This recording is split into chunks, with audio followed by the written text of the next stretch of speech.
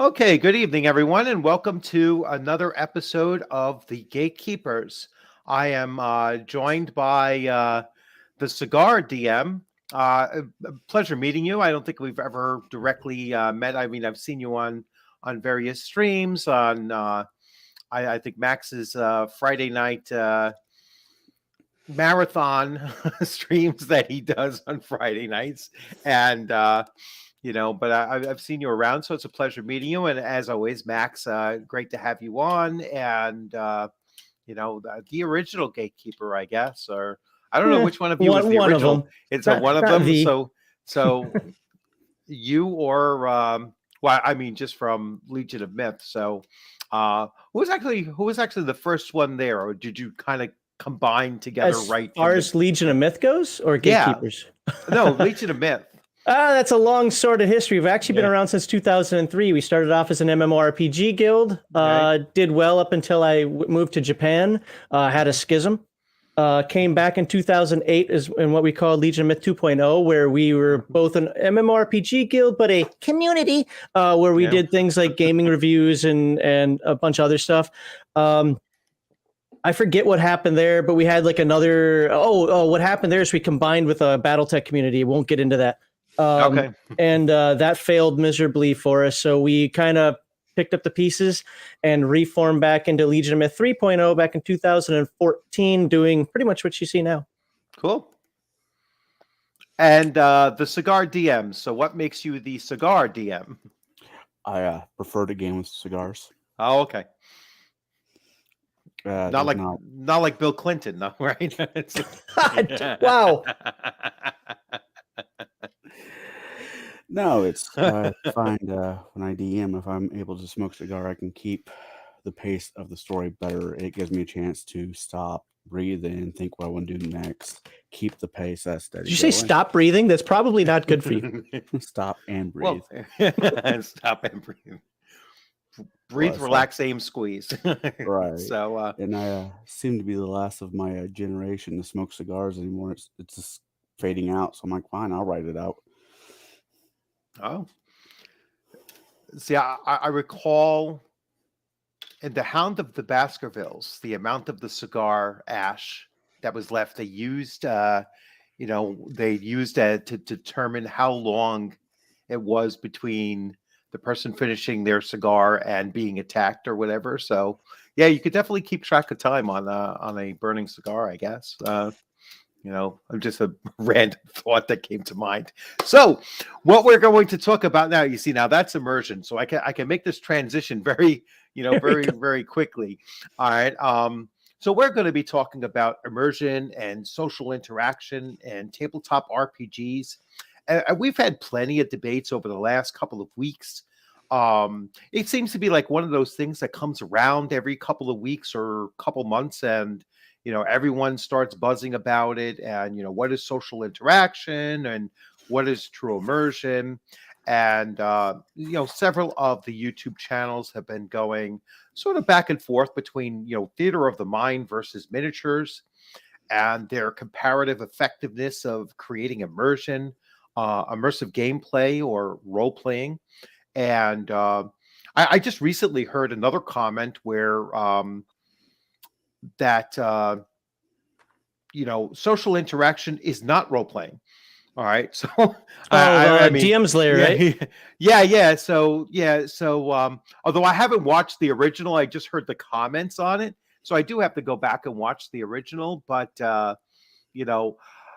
listen, all of us DMs, we're gonna keep on talking these things up and going back and forth, and I think exchanging these ideas and sometimes they get convoluted, and other times we have these a collective understanding that either we're not going to agree, or sometimes we have a collective understanding that hey, you know what, at least this point we can all agree upon, and so I think that it's all very useful discussions that we're having, and useful debates in some cases, and it's all about DMs or GMs, whatever you want to call yourself, it's all about, just trying to create an immersive, um, an immersive environment at our tables. That's really what it comes down to. When people say, people sometimes say, "Oh, it's all about just having fun." If everybody's having fun at the table, then you're being successful. Um, and I think there's probably a gradation of that too. You could be having a minimum amount of fun, or you could be having the maximum amount of fun. And if until you've had the maximum, you don't know what it is yet. You know what I'm saying? It's like when you get there, you'll be like, oh, wait, I was doing it wrong, or I could have been doing it at this level previously. So I think a lot of these discussions are to our advantage. So I did some of these banners, and I was trying to think of like how I just wanted to focus, my own thoughts and put those out there, and then certainly have everybody chime in and say, hey, you know what, I agree, I disagree. This is how you should look at it and everything. So all discussion here is certainly welcome. I will also interchange and take a look at the comments and make sure that we address some of the comments that are coming in there. So that's kind of like the prequel of the well, not prequel, the whatever it's called, the prelude, I should say, of tonight's discussion. So tonight's discussion, we're going to start with the premise that immersion has taken place. So I don't want to get into the details of how we got there, but we're just going to say immersion has taken place, and it doesn't matter how we got there. But I wanted to ask the collective here in our, chat room and the gatekeepers that are present these few questions. So what does it look like? What kind of immersion are we really looking for? Immersion are we really looking for? And what kind of immersion do we not want to see? All right. And I will go right to the cigar DM. Let's have you. You could take these in any order that you like, or you could take care of all three of them in one shot, and then we'll go to Max, and then I'll take a look at the people in chat.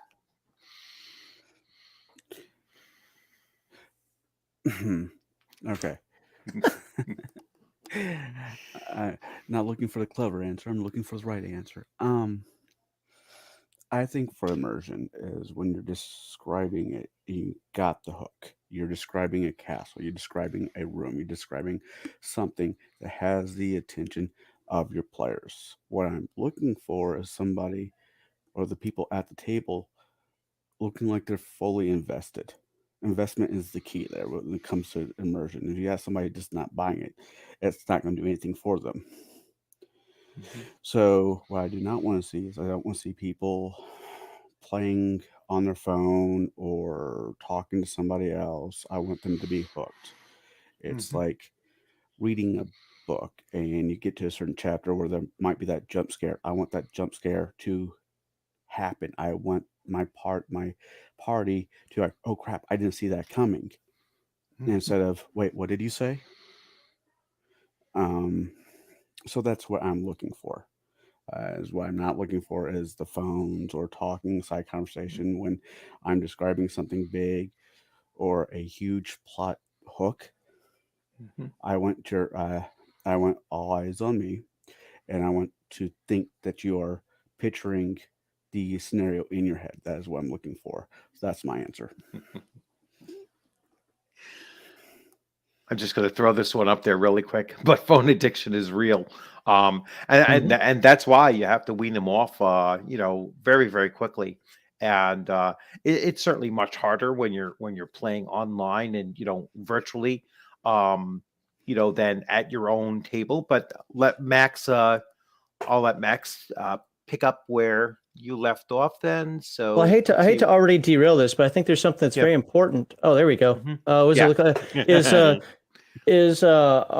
I think we have to define what immersion is. Because one of the things that I've noticed, because I already have my segment 2 topic for, for RPG Digest this week, and it's not this exactly, but it's similar to this. Right. And it's one of those things where, as I'm looking at videos and seeing people's opinions on what our topic happens to be, there's no clear definition. Now, of course, you may have a clear definition. I may have a clear definition, but I can guarantee you the internet world out there does not have a clear definition. Right. Yeah. So for me, my definition of it for this, and we can change this if need be for the rest of the conversation, but immersion is how invested you are in the game.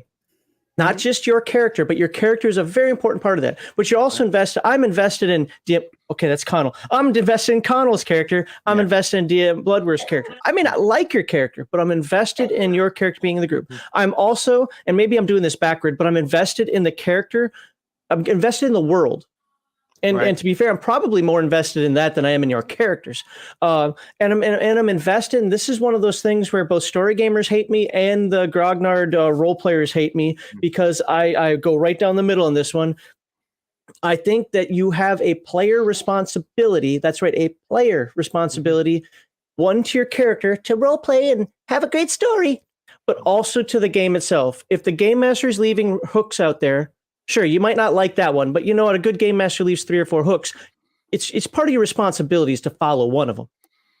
If you're just being obstinate, like, well, the game master wants me going left, but I'm going right every time. You're a bad player. Now, so what does it look like? It looks like Connell kind of knocked it out of the park with that one, where it looks like somebody who's sitting at the table and isn't. Like, I wrote down, "Stop playing your Game Boy, Bob." If you're watching, Bob, you know I'm talking to you. You know, where it's like, and as you said, okay, what are you doing? Oh, we're in combat. It's somebody who, when your character is feeling tense, that person's might be feeling tense. And I'm not saying everybody feels this way. I'm talking, this is my perfect world of immersion.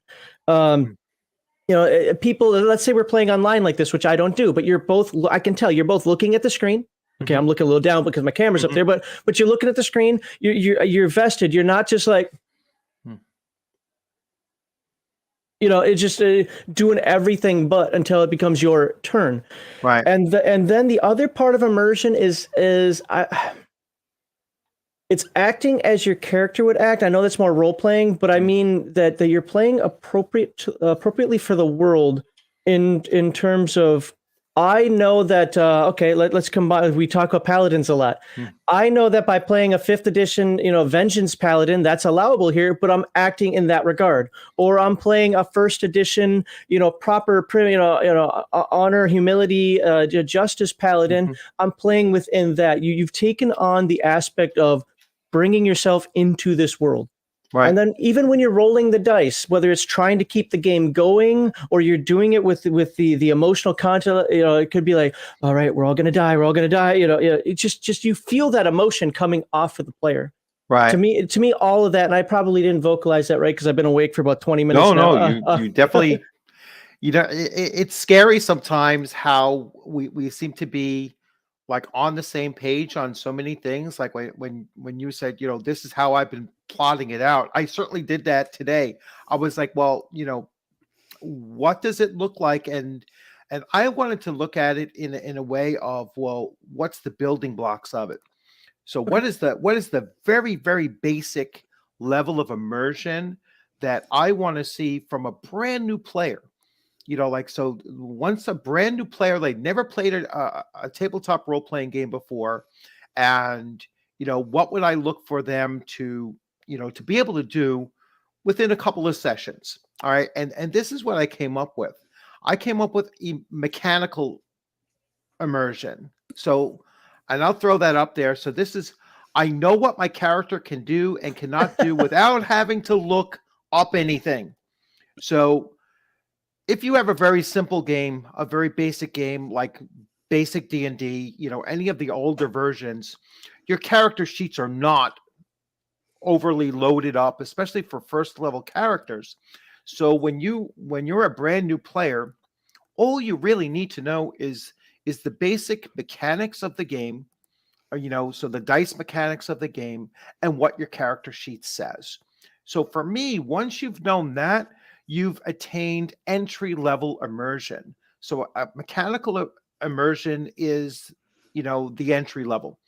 If that's all you're able to do after 6 months, then there's a problem here. If all you can function is whatever your character sheet says, then that becomes a problem. You have to be able to go beyond that, which is something that you were mentioning, Max, is to, you're starting off with kind of knowing the game, and, that's the game immersion. And then you start thinking about your character and how you're going to portray your character within the world.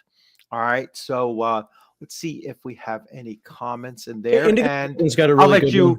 yeah, I'll let you, Indigo. And how well a person gets into character. Is that the one? The one before that one. Yeah. Oh, okay. So here we go. I think there's different levels of immersion, and part of it is immersion can take a while for some players to really feel, and good immersion can only happen after at least 6 months of play.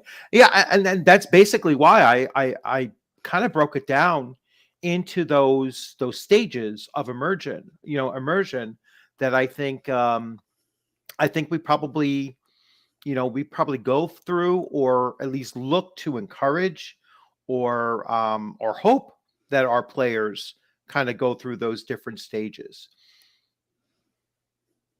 I'll jump in here if Connell wants to keep thinking, because I listened to what you said, and I don't disagree with what you're saying. I think just in my experience, for a brand new player, depending on the game, of course, how easy it is, I don't want the player to worry about the mechanics so much. It's one of the reasons why I kind of don't like miniatures. And when I say I don't like miniatures, everybody takes that to this weird, crazy extreme. I use miniatures in my game, but I use them abstractly. Do you not get that? Thank you.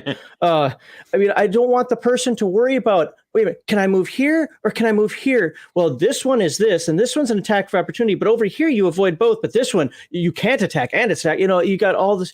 I want the characters just to how would you move your character naturally? So absolutely. Knowing the rules is a first step, but I cannot expect a player to know the rules session one, even if we go through the rules without at least some time practice. So my preference is, the first thing I try to break a player of is I tell Connell that I'm handing him a torch. That drives me crazy. That's if that's good. Again, if that's good for your game, great. In my game, it's I pass Connell a torch, or, oh, Connell, sir, would you like this torch that I have? I don't care how far you go with that, but turn it into not my character does this, but I'm doing that. First of all, when you start saying you invest yourself into the character more automatically. It's a little psychological trick. Now, as Indigo Dragon said, that may never be comfortable for some. I had a couple people in one of my campaigns that, 2 years in, the person still would, or two of the people would still be, I want to, I know, sorry. I'm asking him if I can just ask him, it was hard for him to break that, but they also didn't like deep role playing. And I wouldn't take that away from them, because I think everybody plays differently. And I'm not a purist at my table about how you play. I just encourage you to play better. So to bring that full circle, the character sheet thing is important. I absolutely agree. But what I've learned is that the more I play with them, the more they understand, because of some things that I do that some people consider dickish. Okay, what are you doing? I don't know. What does this spell do? Great. That spell is a sleep spell on you, and you're standing there. What are you doing, Connell? Or maybe not. It's a hold person, whatever. Just that spell stunned you. You're not doing anything. So we're moving on to the next person. And they learn pretty quickly that you better know your character. You better just guess, I don't know, I'm trying to fireball. I think mechanically, for immersion, it starts as soon as the character sheet is put on the table, because then you got your players talking, well, I think I want to be a barbarian, I want to be a paladin, or whatever, and they start to build this character in their head. And the more you say yes, you can do that, and the less you say no, you can't, the more the player is going to start building into the fantasy, because this is a fantasy. We don't want to hear no, we want to hear yes. If I want to hear no, I just stay at home, But can you throw an example out there? Because I'll just tell you right off the cuff, I'm very much disagreeing with you, but I think I understand your point. Can you throw an example out there, something like a character would want to do that somebody that may not be within the rules, or may not even care about the rules, that would invest the character or the player in the character? Okay, let's do 5e backgrounds. Let's do 5e. I can talk about 5e backgrounds fairly well. And with backgrounds, here's what your background character is. It's a sailor, it's a merchant, it's a whatever. And it comes down to the school tools kits. Well, because you're a merchant, you have one kit or the other. And the person's like, I don't want to be that kind of merchant. I want to be this kind of merchant. So you're switching out like blacksmith for herbalist or one thing like that. Just I'm not saying flip the rules on their side. I'm saying making moderate allowances. Okay. So the characters, it feels more comfortable playing their character. Because if you're saddled with something that you don't want to play, it doesn't matter whose table you're sitting at. You're not going to be there. You're going to be somewhere else in your head, and it's going to take away from the rest of the group.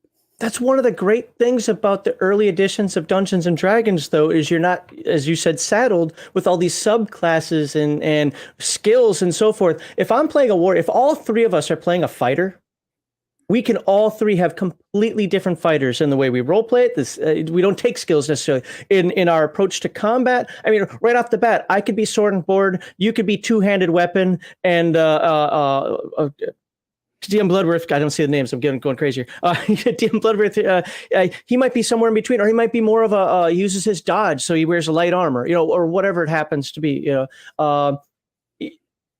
There are just so many options because you're not tied to skills, you're not tied to the character sheet itself, and I think that allows. Doesn't mean it's the only way. I hate all these goddamn disclaimers, but just the way people watch these videos, I'm not saying it's the only way to play, and I'm not saying it's the right way to play. I'm saying it allows for, without having all those rules in your way, it allows you to simply play how you want to play with only having to worry about, in my edition, THAC0 or the combat matrix, whatever, and some saving throws. Everything from there. If you want to play, I only use axes. Great, you're a barbarian. You go out without a shirt and you only use, and you swing axes at things. Good on you. Good luck. You can do it how you want. And real quickly, just as a side note, DM Bloodworth, I don't know if you know, but if you can actually elevate his volume from his window with the little drop down stuff in the upper right. Oh yeah, I see it. So it says mute. It says the three dots, right? Yep, the three dots. There should be an option for him that changes it to it's audio, and then you turn off settings. Yep, and turn off automatic. And turn off automatic. Yeah, and then put him like 200% or something. Yeah, I did. Okay, here we go. Okay, now we'll be able to hear him. But does that make sense? What I'm saying, like, again, I'm not saying you picked a bad game. I'm just saying that's one of the fun things when people are like, I have a hard time getting into my character, or it's just fighter. There's nothing to do with this fighter. Literally, I've just opened up infinites for you. You now have everything available. Don't have to worry about kits. You don't have to worry about concepts. You just have to worry about how and what you want to do by sitting at the table and playing the game. Oh, that's why I liked Pathfinder. I'm a big Pathfinder person. Always have been, always will be. Mm-hmm. We have X amount of variations. Let's say fighter. I don't want to be swords and boards. I want to be archer. Great. There is a subtype for a fighter that you do archery, and it works. There's a lot of different choices. You're not saddled with just one thing. But that's I disagree with Indigo Dragon here. Yeah. That's why I put it up there, because it's just there's so much there. I mean, when you talk about mechanically, there's one fighter might be more like Leroy Jenkins kind of fighter. Another might be, well, I will be the rear guard, and so that's what my role is going to be. Another might say, well, no matter what, I am going to defend the cleric, and they could all have the same weapons, the same skills, the same attributes across the board, even though that very unlikely that would ever happen. But if they were identical in stats and in the block stats and everything, they'd still be played differently, and so even if they're mechanically identical, they're not going. It's not just narrative. All right. See, I go the other side of that. Yeah. Where you're saying like if they're all the same, I'm like they're not going to be the same. You've got an 18 con, I've got an 18 strength, he's got an 18 dex. Well, yeah. I'm You know, saying, but even that changes everything right there. Of course, but I'm saying even if they were identical game mechanically, like their stat blocks are exactly the same, they're going to be played differently because they're being played by 3 different players, and they're each going to do their own thing with those same stat blocks, same weapons, same armor that they're wearing. They're each going to take a different kind of a role. All right, and that gets to something that Sharis was saying earlier on. Let's see. Was it this one? So investment for me is how interested I am in the character in this world and how my character interacts and changes the world. It's not directly related to that. She was talking about a different point, but it still holds true that each player is going to have a different approach to their character, and they're going to play them differently. I mean, again, we can go to the two-handed weapon versus sword and board. Now, I kind of get what Indigo's saying, at least I think so. It's like if my stats are the same as your stats, it's all the same mechanically, then they are identical. But that's not immersion, to me. Might be to you, but it's not to me. Immersion to me is separating my character from the unbelievers. Now, we could play identical twins and try to do everything as the same. Matter of fact, that would take some work, and that would be some immersion because he's a different type of player than me, and we'd actually have to work on what are some things that we do that are going to be intrinsically the same, finishing each other's sentences or whatever the hell else twins do. But I mean, you can always find something to do, but that's the part where immersion, sure, mechanically, you might be the same. If you got the same saving throws, you've got the same to hit, but you can play it so differently. And that's to me, somebody who's immersed in the character. And I'm not saying obstinately different or like, well, gee, I'm Bloodworth's playing this, I've got to do something different. Oh my God. No, just as a new character, because you did specify new character, just learn the game, roll the dice, and try to vision things as that character visions them on the world. And if you make some mistakes, you make some mistakes. Get to roll another character. Look at you. Yeah. Yeah. So, yeah, Indigo. I mean, I think you're still thinking of role playing as far as the this is how I'm going to have my character behave, and I'm looking at it more as playing a particular role, like a tactical role. So doing something differently in the tactical aspect, which I actually get to as far as my immersion. The growth of immersion within it. So we'll get to that. So I can just show you what I mean by that. So my question though is basic is rule cyclopedia or basic D&D real shit game design? I mean, based on the comment that's there, because that's kind of what I'm expressing is you can. That game, I played in games where we had, I hated this because there are too many, but we had 9-10 people playing, and you have 4 fighters, 2 wizards. Now the wizards can differentiate a little bit better because of spell selection. I get it. Right. But I mean, 4 fighters, I never saw them as the exact same thing. Okay, you're all second level, y'all have this capability. So if you go down, just somebody take his place. No.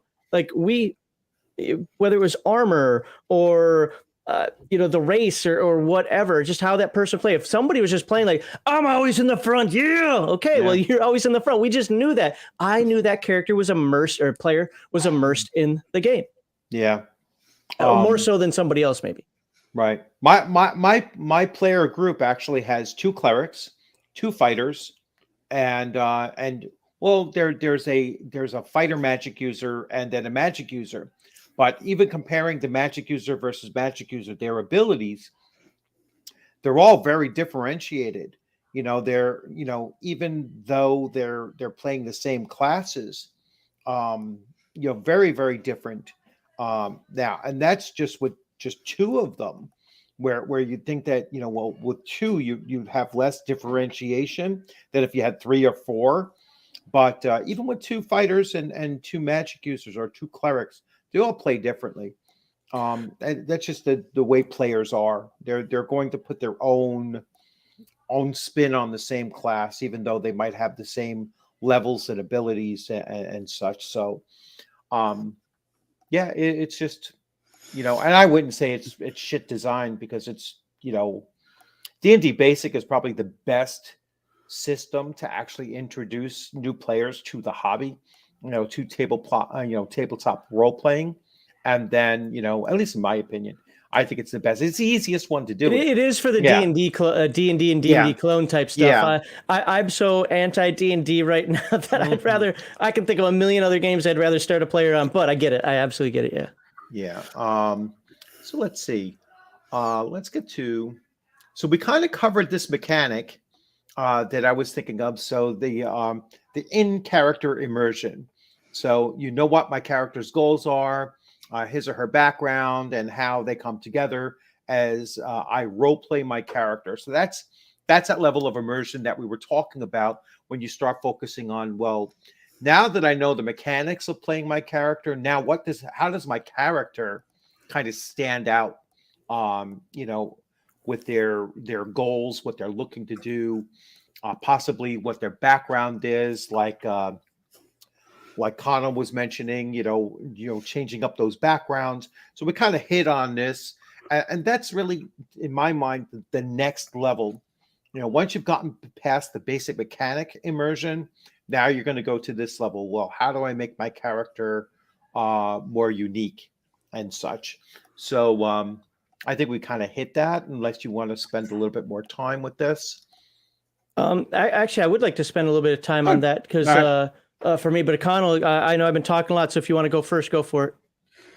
No, go ahead and talk first. It gives me a second to actually culminate my thoughts. Getting out of the D&D realm, first of all, I used to be guilty of the 30-page backgrounds in the 90s. Not that many, but I like these really in-depth backgrounds. I still kept it within the lore, and I didn't ever make myself, emperor of the universe at first level. But I did write some pretty extensive backgrounds sometimes. I don't do that anymore. In fact, I really love games like the free league games, like Forbidden Lands, Mutant Year Zero, where I don't need to write a background. I can do a few sentences, but let's use Forbidden Lands for example.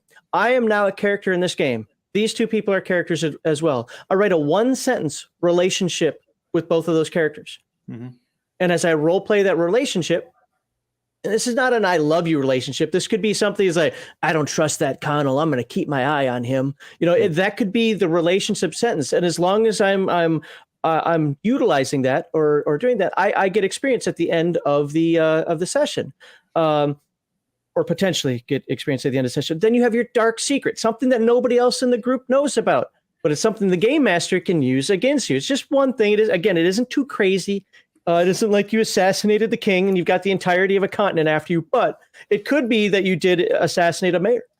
It could be that you stole something. It could be that you're accused of a crime you didn't commit. Those are all negative. Those are all on the same theme too. It could be you have a lover somewhere you don't want to tell anybody about, but it's a dark secret that the game master can use against you. Yet another background. And then what is Forbidden Lands is a point of pride, I think it is, if I remember correctly. And a point of pride is like, I do this. I'm known for. So here we go. Let's go back to that fighter thing.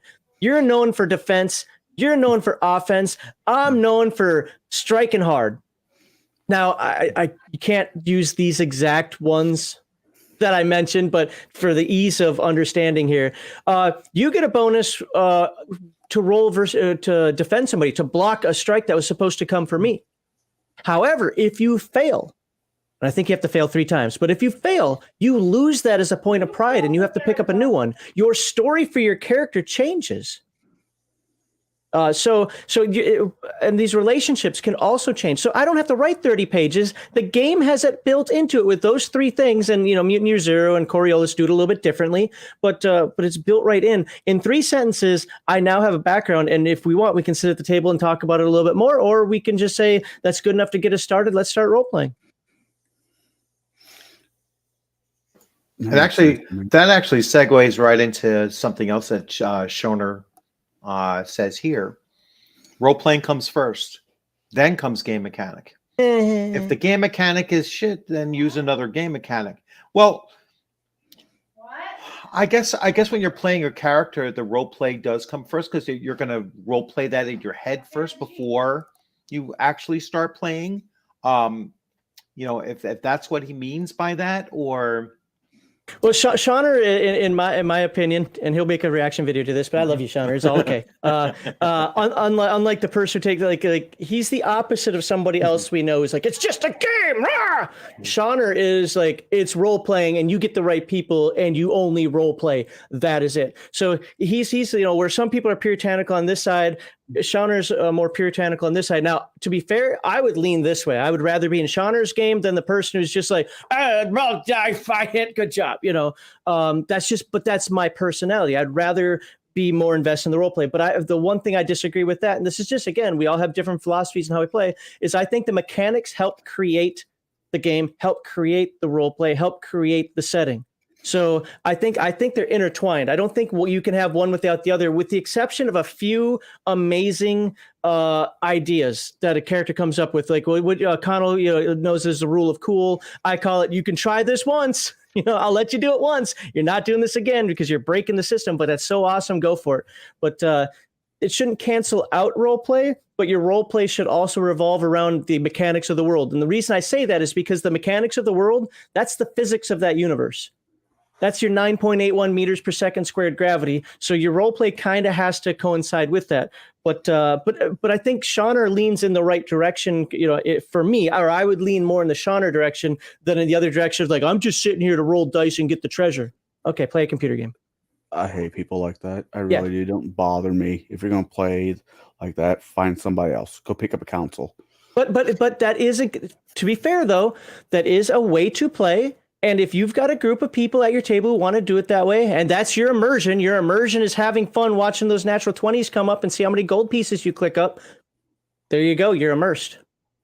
I wouldn't be. I like, at first, like I said, my path, I started with 3.5. So doing a background could what depends on the DM I had, be anywhere from a page to 3 pages. And it always annoyed me because I write this great background. Then session 2, my character's dead and I have to do it all over again. And that just annoyed the ever-loving hell out of me. What, that your character died? Oh, I spent so much time writing a background just to watch. That's why you don't do that. That's why I stopped. Yeah. Well, this was 3.5 era. This was, you got fully write me a movie script to play this character. I'm like, Jesus. Why? Yeah, that was a DM I had. But no, that falls back into me going back into Dungeons & Dragons 5e, where you have not laundry list, but you have a list of backgrounds that you can somewhat cater around to set up your character. Is he a merchant? As I said, is he a veteran? Is he a soldier? Is he this? Is he that? And you can not cookie cut, but you can customize what your character's background is. So you're not sitting with a notebook writing, well, I think this should be, 1 or 2 page background, and watch your character turn into a grape 2 sessions in. So I think when it comes to background, I think 5e actually has a decent handle on it to give the players an option of what their character came from. It being a criminal, hero, so forth and so on. I agree with Shauner here, where your backstory or your background should only be 1 paragraph. For a first level character, 1 paragraph. Nothing more needs to be said. It doesn't have to be a flowing paragraph or anything. Just bullet points. Yep. 3 bullet points. This is where this is where you were born, or what country you came from. This is what your parents professional activities were, whatever that happened to be, and this is why you're adventuring. All right, and that's all I need to know for a first level character. As an example, sorry. Yeah, go ahead. No. As an example, the last game that I played in was a 5e game before I came out, before COVID, and that my character's background was very simple. I was a warlock because I always do things like that. So I was tending to the family farm. My brother and sister and I were in there baling hay or doing whatever the hell we were doing in there. Somebody knocked over a lantern, started a fire. My brother was about to die, and I called out in that Lord help me now kind of thing. Time stopped around me because it's D&D 5th edition. You have to do everything high magic. I thought this was silly, but the game master actually added this in. Time stopped around me. And I was given the ultimatum: you've got 5 seconds. I can help you or no. And I was like, of course, help me. And then I'd sold my soul to, a demon. But my brother lived, yay. And we got out of there. But my whole goal from that point forward is like, I'm now serving a what? And I knew I had to. So my character's goal was to get rid of this whole warlock thing. But I wasn't just gonna be like, I could just take a different class, haha. Unfortunately, we didn't get to play it much longer. But we only had a few sessions. But it was this. To me, it was a fun dichotomy. It's less than a paragraph. Like I said, he added the time stop stuff in there. That's fine. He's a game master. He can do whatever he wants. And that's it. From there, I could grow from that. And then as things come to my brain while we're role playing, while we're actually going after, yes, at first level, we were fighting. What are those stupid things from Nirvana called? Monodrones? Yeah. We were fighting monodrones at first level. I'm like, okay, this is getting a little weird now. But as we were doing that, I was developing the backstory in my own mind of the character more, so I could have conversations with the other characters, not players, characters. And that to me is my immersion. I love a balance between role playing. I don't usually do voices. I don't usually do weird stuff, but I like to talk as my character. I like to be emotional as my character.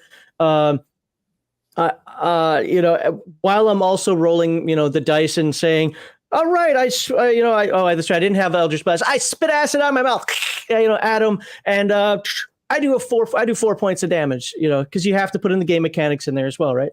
That's how I like to play. Your mileage may vary.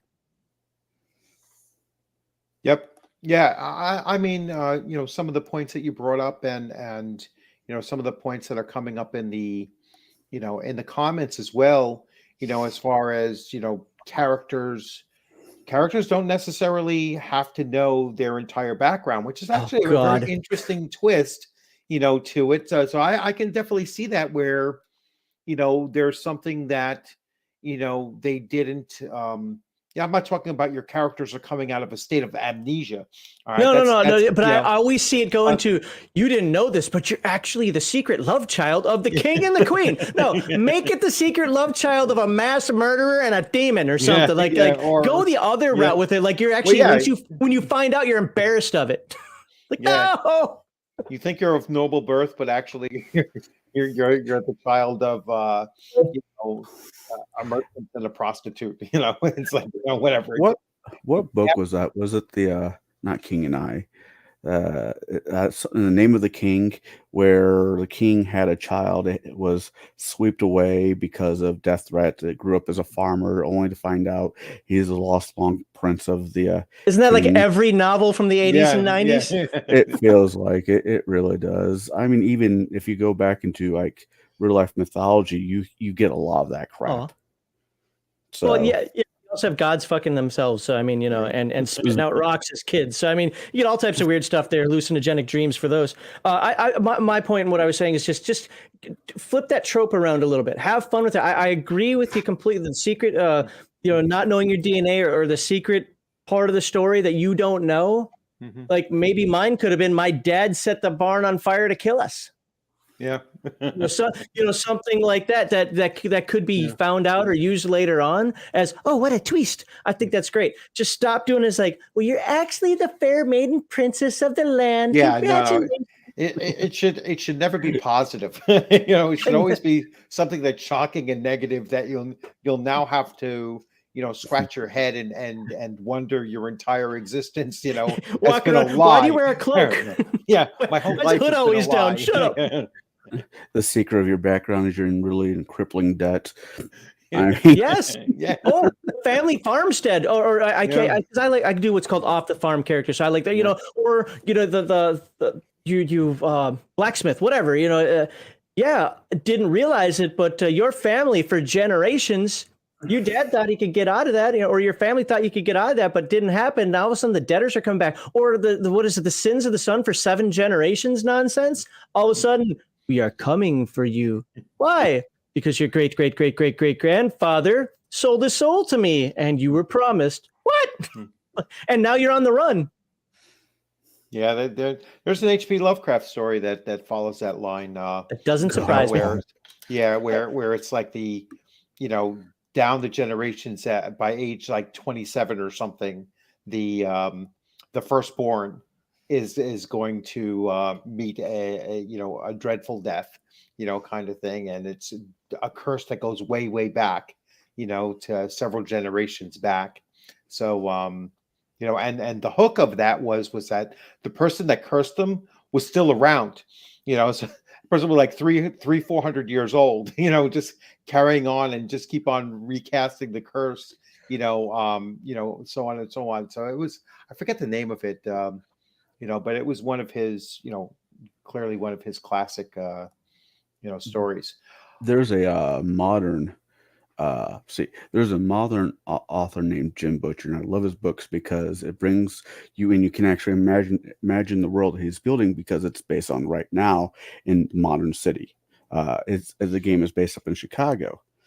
The novel is based up in Chicago, and one of his first books was about werewolves, and how you're describing the curse that was put on one person and it goes down the family line. Yeah. It was like Saint Peter cursed some Irish bastard that he's going to turn into a werewolf, but because it's a curse, it always hooks somebody in the family line. It might be crazy Uncle Ben, or so forth and so on. It always kicks in at a certain age.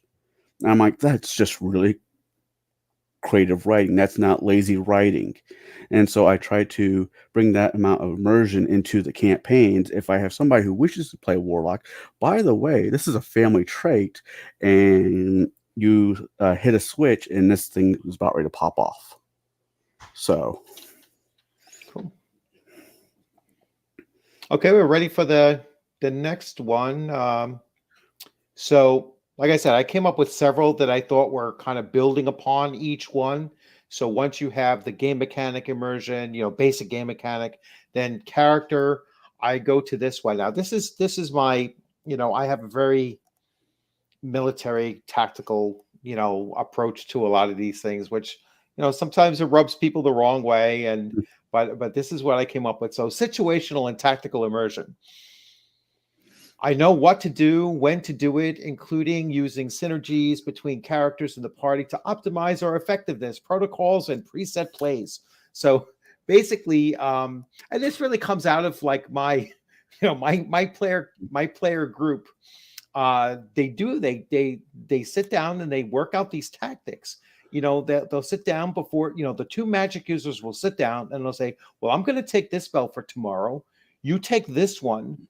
All right, that way we can do this many times, because we use the sequence of combat where it'll be archer's magic, or missile magic, melee, movement can come first or last, whatever.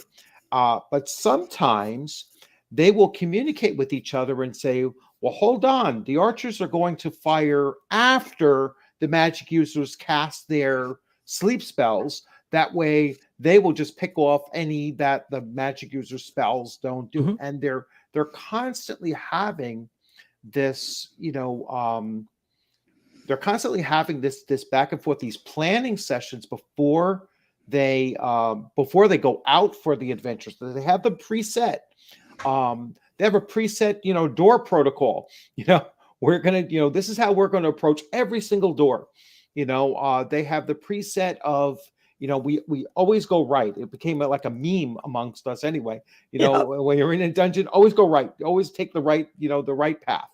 And in our last session, they actually forgot to search for traps.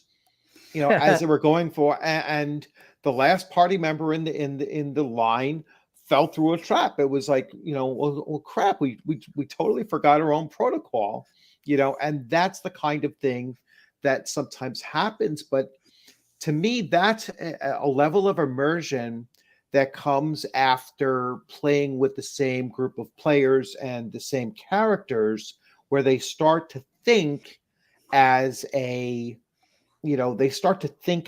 team. And that's actually my next line. But let me see the comments. Aaron. Let's see. So DM builds dungeon with all death traps on the right turns. Yes. It's funny that you make that comment. In Dungeon Always Turn Right. In my campaigning groups, even back, God, for about better part of 10 years now, the common thing would say was, well, right safe, but left will get you more gold and most likely will get you killed. So you always Yeah. go right. My groups are always chalk and string. They would have more chalk and string than they would shields, armor, and weaponry. You see, that's something that my party never does. They never do any kind of thing to mark off where they're going. They No just keep breadcrumbs? on. No breadcrumbs. No, I actually had a group one time do the Skittle, or not the Skittles, the Reese Pieces thing. It wasn't Reese Pieces. It was part of field rations, but they're dropping up field rations. Yeah. There's a reason for that, though. All of them have a rat following behind them, eating up the trail. No, that's actually why they were doing it, because they thought they were being followed by a monster. They figured, well, it's probably eats meat because it's coming after us, so let's do this. And I was like, fair, okay, a little bit of ingenuity there. I liked it. Sorry. No, I wasn't sure if you'd finished yet. So. Oh no, but no, the whole tactic. I think that's a brilliant idea. I really do. You can always tell when a group is gelling and really into the campaign, where they said, well, tomorrow, why don't you, study this spell for tomorrow? Because this is what we're going into and this is what we can do. But half of the campaigns anymore, it feels like, and this might be my fault as a DM, I don't know, but it's like herding freaking cats. Right. Well, yeah. Shauner just knocked it out of my head with that comment there, but I was going to ask you a question about that. Now I forgot what it was. So, I mean, the campaign I'm running on Monday, the group we have one outspoken player in the campaign who has taken the leadership role, which I'm fine with, as long as it doesn't have to be the DM, it's a great day. So he's like, well, while we're in town, why don't you buy some more arrows? Why don't you buy more this? Why don't we all stock up on potions if the local place has enough potions, and so forth and so on? And it runs fairly smoothly that way. When they get in combat, all right, the 2-3 fighters, not fighters, but the two martial characters go up front, the cleric heals in the back, the archer stays in the rear, so forth and so on. And it works pretty smoothly. The campaigns I play as character, it's like I said, it's a bunch of herding cats. And I don't know how one game with the same people can go one direction, but another game with the same set of people goes completely the other.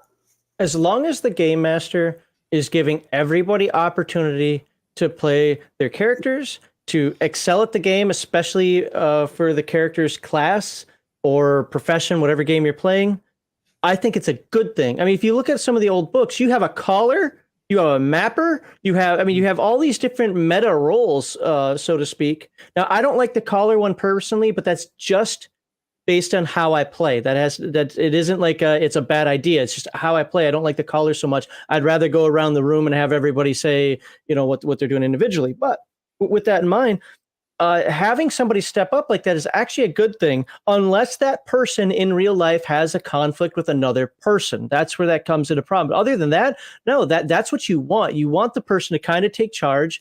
Of course, not dictate to the other characters, this is what you're doing, but to act as that leader role. And it's even better when it's not the bard, because then you actually have to step up and say, wait, or the cleric, somebody with a high charisma or paladin, because then it's like, I'm the party leader, but you're the social person. So go out there and talk and come back, and then we'll make a decision. I like it when there's that dichotomy, because it gives them more chances to interact as a group. That's what I'm always looking for, interacting as a group. And going with what both of you said, you guys, I absolutely love what DM Bloodworth said in terms of role playing. But it also is exactly why I hate battle maps and why I don't run my games on battle maps. I want the synergy. I want the tactics beforehand. It's like, okay, like you said, you've got a door rush, or you know how that's going to happen. I love that. Yes. Sheris, who was on here, he commented earlier. He was in a few of my games, and I was, as both player and I was his game master for a couple. They had those things set up. And I absolutely like seeing that, because, of course, if they do the same thing every time, like Aaron said, I'll just put traps on the right side every now and again just to mess with them. But but it's tactics before the fight, and sometimes you don't get that. Sometimes you're spotted. Sometimes the random encounter gets you, and you just have to react. What I don't like is tactics during the fight. Okay, guys, what I think we should do next, stop, timeout. Nope. This discussion is in 10 seconds or 6 seconds or 15-second rounds. So you figure out how many actions you want to use to try to draw in the sand. You go this way, you go that way. If you want to scream something out, that's one thing, but you're not going to sit here and go, oh, we're screwed. Okay, so it's got this ability, so you should probably do this over here. And no, fight's already started. And I put the kibosh on that one. The other thing that I wrote down here is the plan is great. And you said it perfectly, DM Bloodworth. It's not the game master's responsibility to remember your plan. Just because you tell me that the door opening plan is this, and then I say there's a trap. Yes, exactly. Fog of war time. Absolutely. Also, well, that every time I do this, I do the same thing. Sorry, you got to tell me. This one time you failed your perception or your common sense check or your perception check or whatever happened to be, and you forgot. Whatever, sorry it's that way, but it's not my responsibility. I've got like all these other things I'm worrying about. You need to know what you're doing. Yeah, I've actually taken away initiative when the players just get confused and they, I don't know what to do next. Right. Well, you're right. Yeah. The next person, oh wait, now nope, it's already, we already moved on, and I don't do that to brand new players. Yeah, I wean them into that, but absolutely, yeah. There's got to be, I like it when a combat gets so chaotic that they're sitting there. It's like, well, I'm having a hard time keeping track of this, and I say, me too. I'm having a hard time keeping track of it, but that's okay because a large combat should be chaotic. Yeah, it's a scrum. Yeah, if you forget it, if you forget your turn, that's okay. We'll move on to the next, the next round and just go along. And that's, to me, that is that that's that the simulationist, I guess, in that, well, sometimes that's going to happen in combat. And so, you just roll with it. You just, move on with it, and it helps set up the scene, that much better, like in everybody's minds, much better. It just makes it much more of a real immersive experience when, combat is chaotic. Now, outside of combat, but still kind of keeping the dungeon reference, I know there are excuses for this. I know they're actually legit excuses, so maybe I'll call them reasons. I'll just tell you it's something I don't like. I hate getting to the bottom of a dungeon. First, I hate getting to the bottom of a dungeon because I just don't like pure dungeon crawls. But and getting there and finding out like there's like a 9-headed Hydra down there. And how the hell did you get in here? Yeah. The dragon thing, I get it. It can polymorph, et cetera, whatever. But still, when I get to the bottom of a dungeon and I cannot figure out for the life of me how this thing can... Did you just grow up in this one room? Yeah. like what the hell? Well, that's an immersion breaker for me. We all have that couch that we can't figure out how we got it into that room. It was like, did we build the room around this couch? The dungeon had its own variation of Hagward. We don't know how the 3-headed dog ended up down there. It just did. How? Well, the gamekeeper put it there because he forgot about it. I don't know. It just ended up down in the dungeon. But no, yeah, I completely agree with you. When you're at the bottom of a dungeon and there's some unreal monster, I'm like, how the hell did... You're bigger than what the room allows when with real life, physics. It just is, how the hell does that happen? So no, I agree. What happens is Chad is mean to me. Yeah, Does he skeletons? Sorry. Yeah, I'm sorry. I'm laughing at Shoner's comment there, where everything is a dungeon, because that became a shit show a couple of weeks ago when one of our people mentioned that, everything's a dungeon, if you're in the backyard, it's a dungeon. If you're, so there's some truth to that. It depends. This is the thing where, I don't know if it was that video or something else we were talking about that a couple people got all spurgy over. And look, some things are contextual. Yes, it is okay to say everything's D&D. Don't like it? Make another fucking video about me. I don't care. Because it depends on the context of what you're talking. Actually, DM Blooder, you were on that show with me when we actually had that conversation talking about it's okay to be wrong as long as your context is. And yes, it's okay to treat everything like a dungeon. It's okay to call a sewer system a dungeon. It's okay to call an arena a dungeon. It's okay to call a dungeon a dungeon. And so, because in the game context, it's run instead of 120 feet, it's run on 10 feet. Instead of worrying about 10-minute turns, you're worrying about 1 minute round. It changes the dynamic of the game. That's the only context that I can tell you I use it in. I don't sit here and get all pedantic about, well, that's really not a dungeon. That's a labyrinth. I don't care. It's run as a dungeon, so I'm going to call it that. But with that said, I think Shauner also has the thing, like he knocks on fantasy games a lot as well. And because adventure gaming isn't so much for him. And that's totally fine. He's immersed differently than I am. Actually, I like his way of being immersed. I really do. It's just I'm not as puritanical about it as him. So, cities are not dungeons. Yes, cities are not dungeons. Technically, it could be if the idea of a dungeon is being put somewhere you don't like to be. A city could be a dungeon. It's it just depends how thin you want to stretch that particular line. Dungeons. See, you made a comment where a labyrinth's not a dungeon and dungeon's not a labyrinth. I think I didn't say that. I mean, not you. I'm thinking of somebody else. I know you don't care. My train of thought just went. It wasn't me either. So it was. Yeah, no, it was another YouTuber that I paid momentary attention to, and I regretted it. Okay. No, I got it. Just move on. I got nothing. I have like half of a thought, and it's just not working. The one other thing I wanted to mention that DM Bloodworth brought up was the spell selection. I'm sorry, or was that you, Connell? Either way, one of you two brought up was like the spell selection side of it. I like that. One of the things that kind of annoyed me with some of the groups that I'm in, or was in, I was like, oh, great, I didn't bring the right spell for this, so now I'm screwed. Mm-hmm. Well, in a way, yes.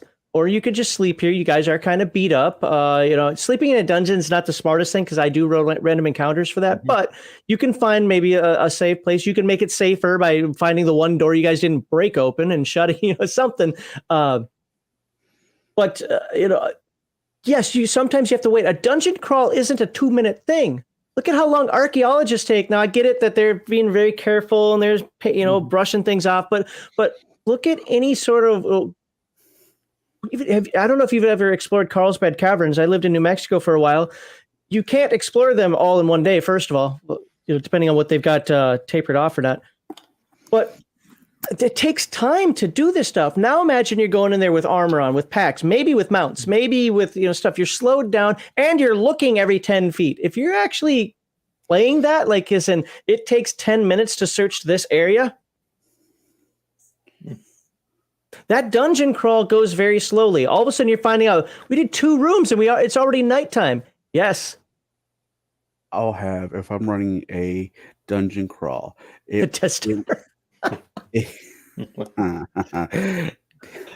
damn squirrel there. If I'm running a dungeon, it's going to take us a couple sessions. It's not going to be a one and done. At maximum, maybe 3 full sessions before the players are in and out because dungeons take time. If done, that's sessions, but how many hours of in-game time? From 6 to 10, so 4 hours. No, in game. Oh, in game. Actually, never really broke it down in game time. I just.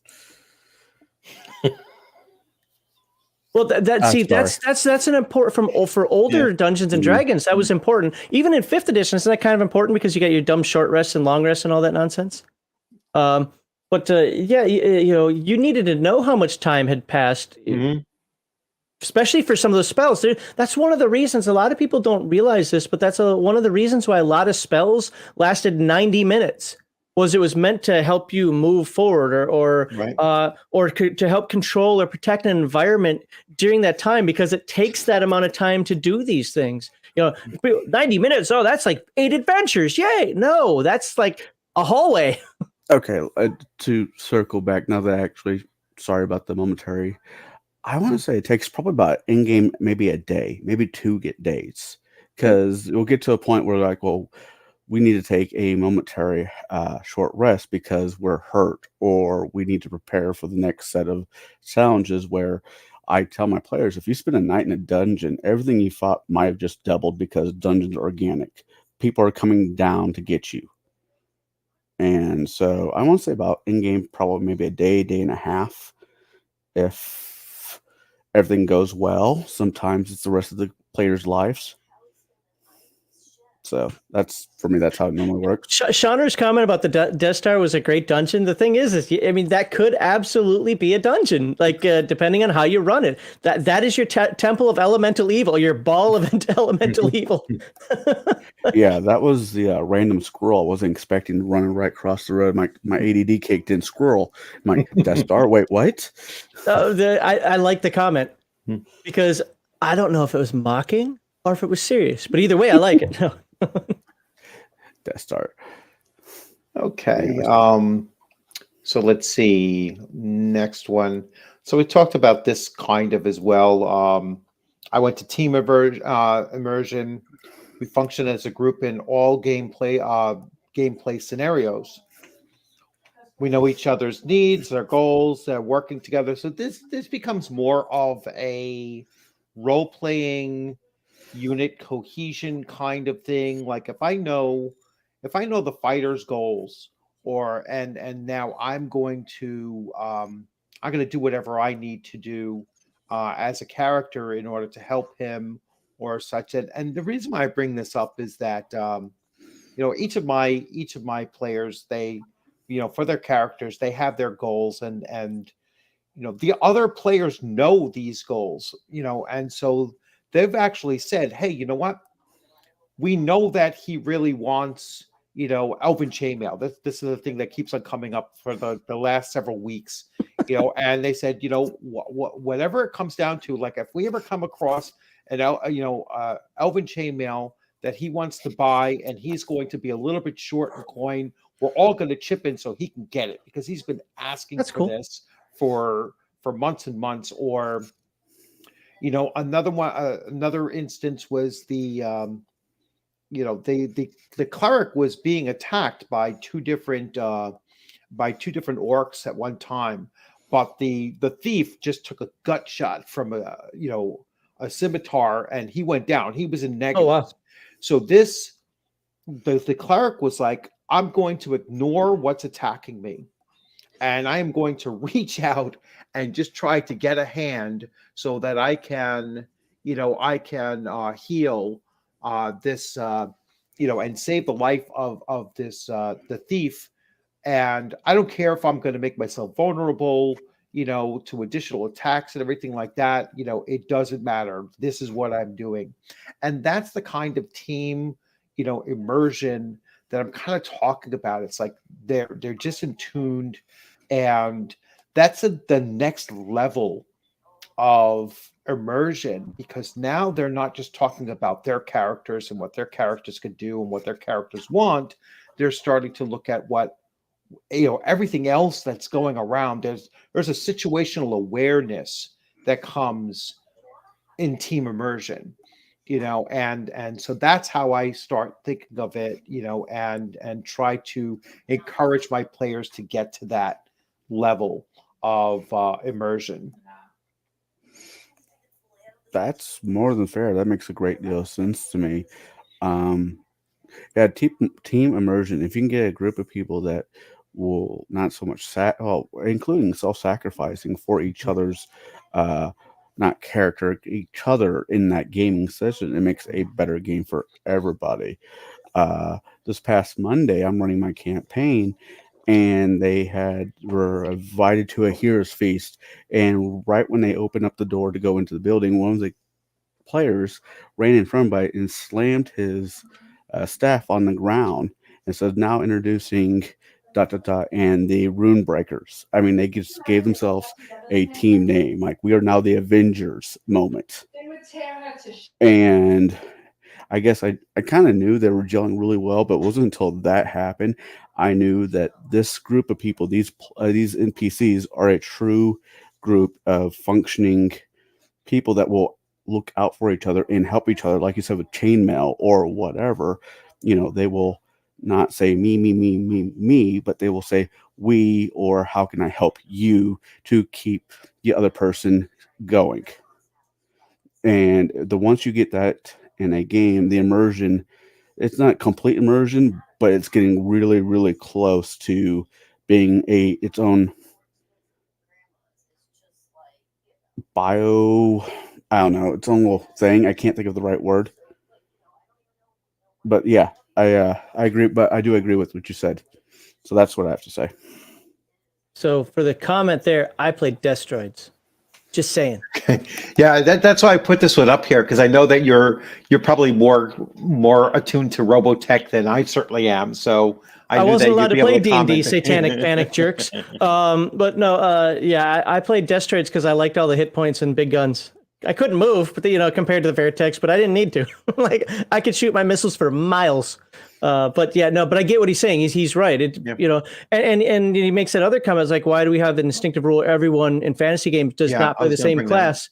And I think that is because you actually have rules. You have prescribed rules. It's some based on the Tolkien-esque, Fellowship of the Ring concept. It's somewhat just built on the wargaming side of it, where, we'll put it in MMO terms because it's probably simpler nowadays. You have the tank to take the damage, and then you have the DPS to deal damage, and you have the healer to keep everybody standing. I think the wargaming side was actually better than that, but you get it. I mean, you have these roles. That's part of role playing is playing your role. I am one of those people that will say role playing is playing in character. Yes. If you don't believe that, that's fine. That's your business. But at my table, role playing means being a character, but it also means playing your role. It's why I hate it when people play against type. Well, I'm a fighter, but I don't fight anything. Well, then you're not a fucking fighter. Get out of my game. Like, you come into the game as a fighter. I'm a wizard who hates spell casting. Go away. Like, there's no place for that. Go ahead, Connell, because before I get on my real topic here. No, I just had a question to that because I've played a rogue on multiple different occasions where it says somebody's like, well, somebody needs to pop this lock. And I'm like, I'm not that type of rogue. You're looking at the role. Fair, because first of all, anybody can be a thief. I can club you on the head, take your stuff. I'm a thief. But no, even going back to the earlier editions of the game, you could put your points into sneaky instead of opening logs. I mean, you only had so many points to put around. And to be fair, I don't remember how Basic did it. But I mean, you had choices. That's a real good example right there of thief immersion. That's why you have a guild. All right, I'm gonna distract them. You're gonna bust open the locks, and you're gonna murderfy everybody. Let's go. However you want to do it. That was more so in second edition. AD&D second edition added that where you could. I mean, you still had a very basic level of all of the regular thief skills, but then you could start allotting points. And I know when I created a thief for second edition, I was like, well, how often does pickpocketing actually come up? I'm not going to use that, and so I'm going to be more of an adventuring kind of thief, and so I'm going to focus on picking locks and finding traps and doing those type of things rather than pickpocketing was like, well, a lot of people also misunderstood yeah. 2E in terms of like, I only got a 15% chance of doing this. Really? Yes, because you're supposed to think through the situation and find ways to bump that up. Oh, hey, Connell, what I need you to do, you're a big guy, go over there and bump into him and almost knock him over. I need him standing though. Okay. Can you do that? As soon as you do that, I'm going to walk by you. I might even be like, hey, whatever, that's our thing before. And while I'm doing that, I'm actually reaching his back pocket. A good game master says, you know what, that's a pretty decent plan. If Connell makes some sort of charisma check or strength check or whatever he feels important for that, boom. Okay, now I get a plus 20% chance to pickpocket or depending on the game master, it depends. You're supposed to set up scenarios to make life easier. Why? Because you needed to think things through when you got to those locks at level 4, and all of a sudden it's like, well, if I screw this up, we're all fireballed, so you had to think of like, okay, so I don't want to screw this up. What's our plan of action for this? Other than everybody leaves and screws me up, and I'm the EOD guy here trying to disarm this door. That sucks. That's one. I did actually was off on a tangent there, but yeah.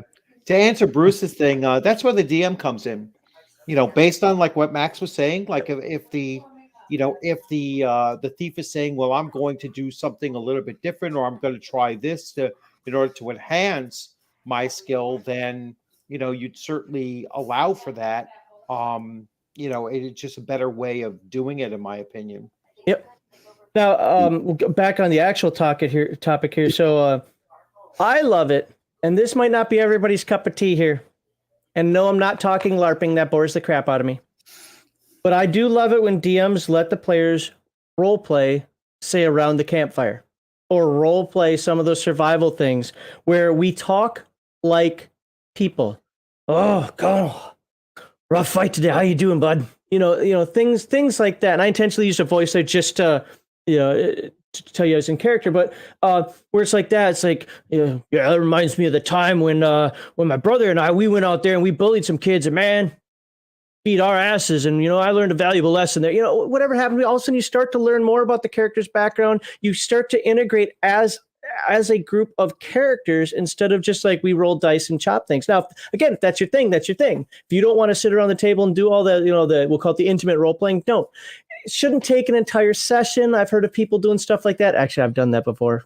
Again, did a lot of things in the 90s. I ran a game 6 days a week. Things are bound to happen. But 6 days a week? Holy crap. Yeah, I ran a D&D game 5 days a week, and then I ran another D&D game on Saturdays.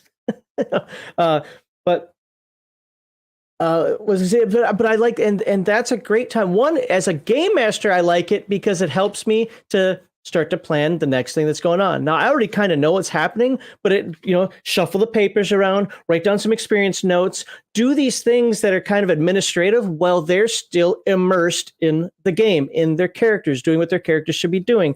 So it really irks me when gamers say, I don't like that role-playing nonsense, whatever. Yeah, you talk through the night to take a leak. I don't care. Just, okay, it's morning time now. It's like, you've just taken a big facet away from the game. Now, based on something, some of you guys may have heard this before on my streams, but I keep characters poor to do exactly what you said. If the module says, oh, they get 7 magic items and 10,000 gold pieces, I'm like, no, they don't.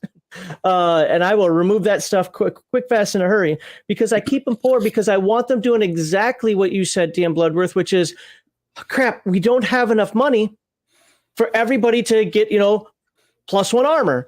But we have enough to get one person that I think we do it. I think we chip in and we DM Bloodworth is +1 armor. I absolutely do that. And then they start working together to go get to buy the spells, to get the components.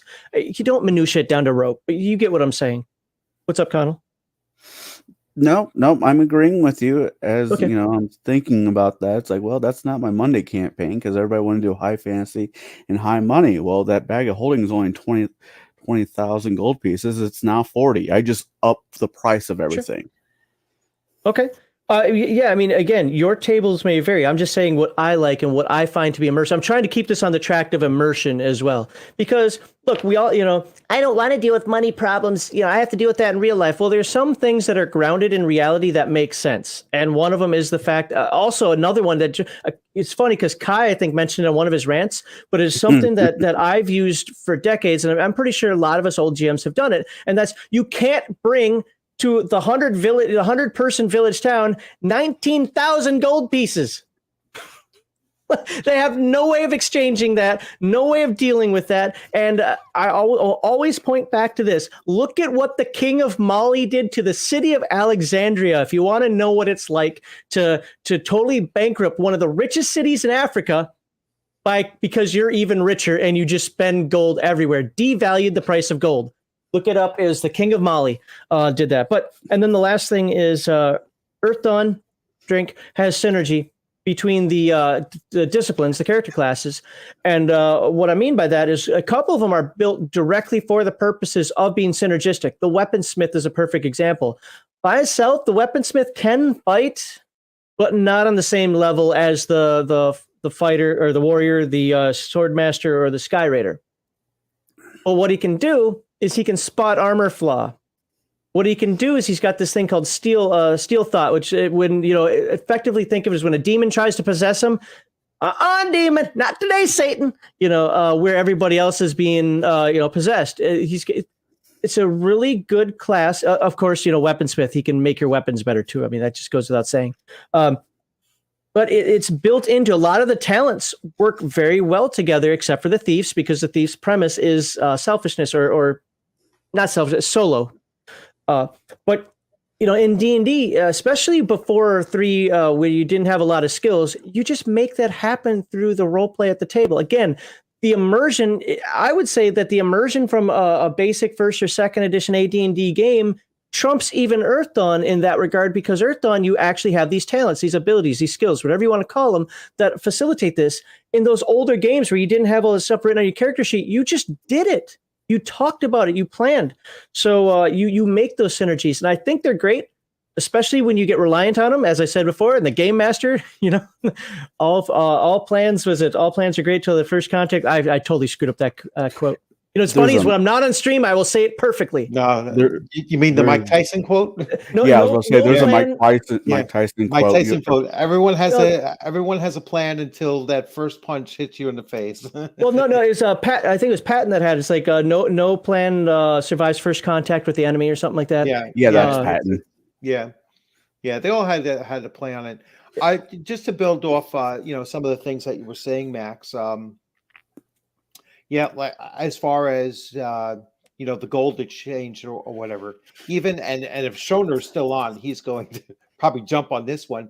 It's Skyrim. You can't go into Skyrim and sell infinite amount of your equipment. Every merchant has a maximum amount of coin, and it's not a huge amount either. So you're not going to be able to exchange a whole lot. Like you're saying, the other thing. The other thing that I really like about AD&D First Edition is that there's a training cost, and for a long time, my players were experience rich and gold poor, and they could not afford to go up next level. It's like, that's awesome. Oh, geez, yeah, we're gonna have to. We're going to have to hit some, real treasure or make some money on the side. And they were thinking about all these side angles. Hey, you can be a barista. Yeah, you could be a barista and make $3.25 an hour. I just made my head hurt. But I still need to read that module just to understand where you guys are coming from. Yeah, no, I haven't actually looked at it. But let's get to same Umbri. That's what we call them too, is campfire sessions. Yes. Oh yeah, having full sessions that are nothing but RP are great for, in my opinion, to break from the combat. If you do 2 combat heavy sessions, and after the third session, everybody's back at the local wherever, and you just want the RP, getting rid of stuff. Role playing for 8 hours though is like well, I need something a little more than that. Yeah, like I said, my sessions are only 4 hours. Oh yeah, so, modern game. Yeah, I would do longer sessions. It's just what those guys have available. Yep. Yeah, and actually, Das Ferratu is basically saying the same thing. Yep. It's like, every once in a while, I'll do the same thing. I'll have a session like when they have to go and train, for the next level. They'll spend that week in town, and they'll do a variety of things, and there's very, very rarely will there be any combat during that whole session, because they're just doing these little odds and ends kind of things, just resource replenishment, that kind of stuff. I skip most of that. Well, it gives us a good opportunity, I think, to, again, make the world feel like it's a real functioning world. And that really gets to the next thing, which actually Max brought up like really early on in this discussion. And so we're going to get to campaign immersion. All right, so your character is fully committed to the overall campaign, and so are you as a player in a meta sense. So Yeah, like just the general building blocks of a campaign and what makes a campaign. You need a fully functioning world setting and one that feels like it's real for a campaign.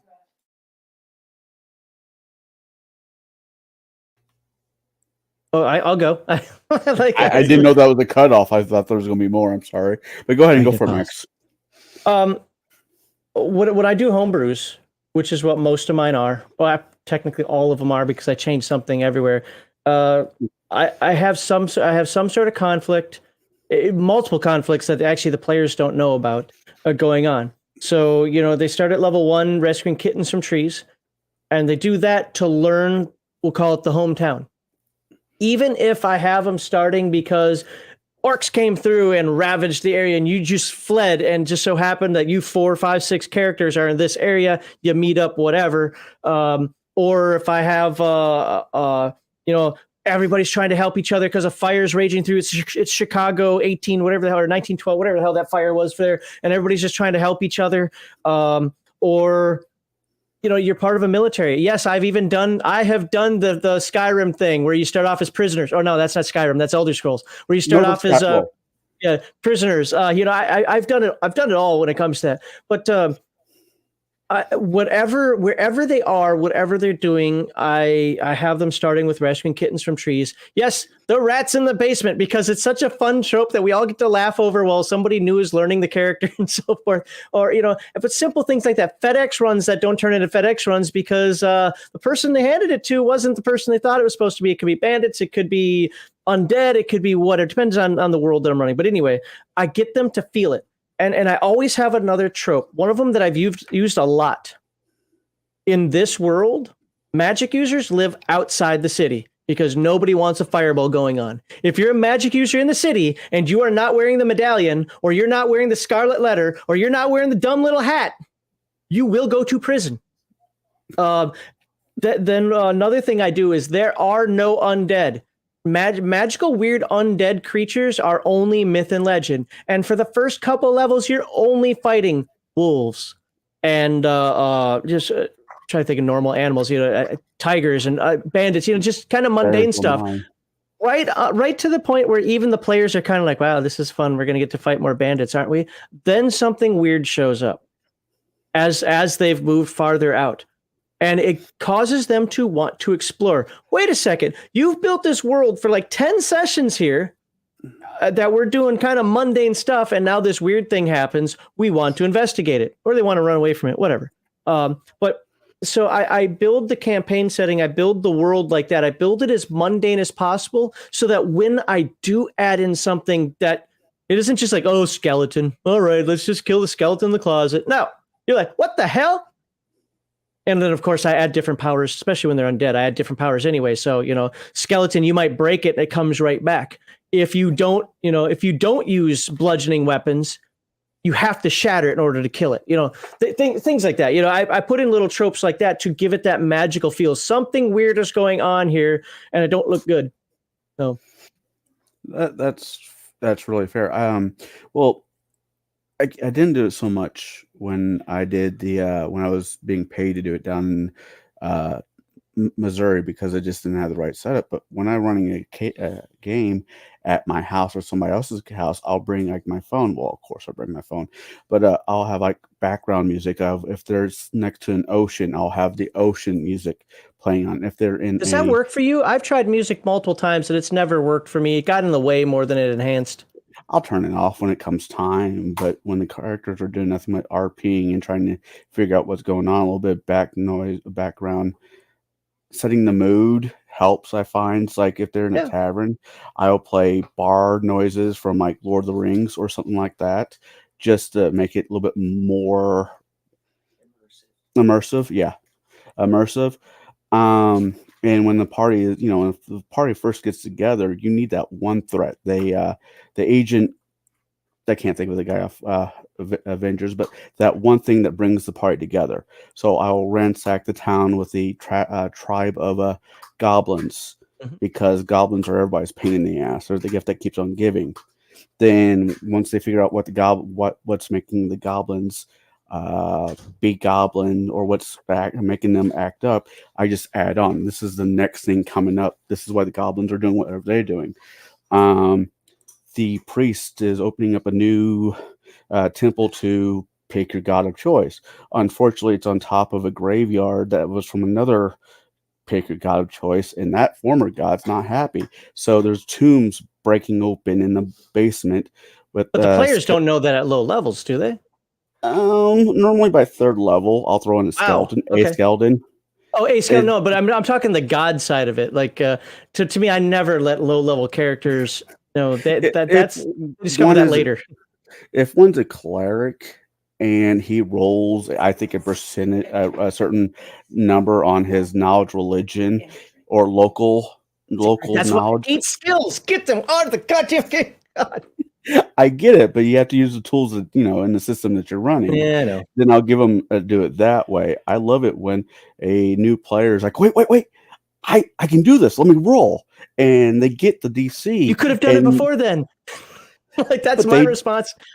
Yeah, but a lot of the players I'm dealing with are 5e children, not I know. I'm not arguing with you, but it's one of those things where it's like everything's a crutch with perception or role religion or something. When it could have been an immersive role playing aspect. Again, not saying you're doing anything wrong at all. It's just the nature of the games.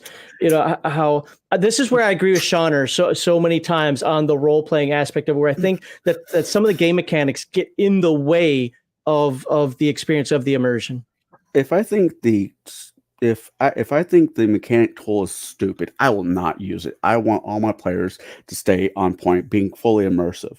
So the guy, like I say, in the cleric, it's like, wait, I can make this roll. I don't take that as him taking away from the immersive, but adding to it, because he's realizing as a player that wait, my character can actually do this. My character. No, you could have done it before. You just can do it better now. Once again, playing with 5e children, not second edition or first, so forth and so on edition. So I think having background music or whatever in the very beginning of a campaign helps them find their character. Helps them find their characters and learns to role play their characters, become their characters. As long as they're at the table. If you get outside the table and still playing that character, that's just kind of weird to me, but that's just me. But that's all I have to say. What is a flump? I don't know what flump is. It's a creature from the Underdark. It's like one of the few creatures from the Underdark that's actually good. Yeah, it's one of the what was it rated? The stupidest creature ever created in Dungeons and Dragons. It's a jellyfish thing. It's a real thing. Yeah, it's like a flying jellyfish. I very rarely do Underdark type stuff. It's not my cup of tea. I hate Drow from beginning to end. I don't do much time. The Flump was like a joke monster that made its way into into I don't know which monster manual it's in. Is that in? It's in something. It's not. I know. I don't know where it appears. I know they appear in Out of the Abyss out of 5e, and I think they came. I've seen them in 3.5. Yeah, it's one of those rare things. 3, yeah. I think they came in 3. I don't believe it's in 2nd edition or earlier. Well, the current joke is the mimic. Everybody's like, "Don't touch it! It's a mimic." I'm like, I've never ran one mimic in my game. That's decades old. I prefer cloakers to mimics because nobody ever thinks of the cloaker. One of my tropes that I like to do, and it's especially if there's an NPC. The problem, I don't like doing this with an NPC. So I sometimes will actually get a player to be okay with this, and that's drag one off. The whole Scooby-Doo thing where it's like all of a sudden there were 6 in your party. Now there are 5. What the hell happened? And usually I do that with somebody that I've worked it out with before. And like, okay, I need you to play this character for a couple sessions. Don't worry, your experience point's going to go to the other one as well, just because it's not fair to not do that. But when you guys go to these caves, because you already know you're going to go there, you've determined that, you're just going to go missing. And I've never had one say no. I've had it work of the 5 or 6 times I've done it, every time but once, because one guy spilled the beans. He was like, "Where'd I go, guys? Where'd I go?" I'm like, are you kidding me? But doing something like that where they're now investigating, and one guy played it off so well. He's like, oh, great. So now I have to make another character. Yep.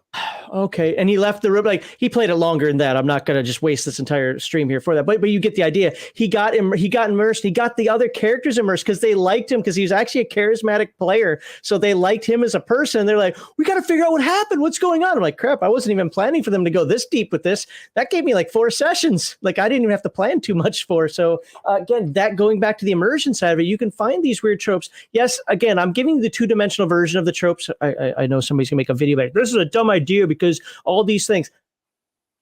There was planning involved in this. But and when you get your player involvement, you have the player immersed in what's about to happen.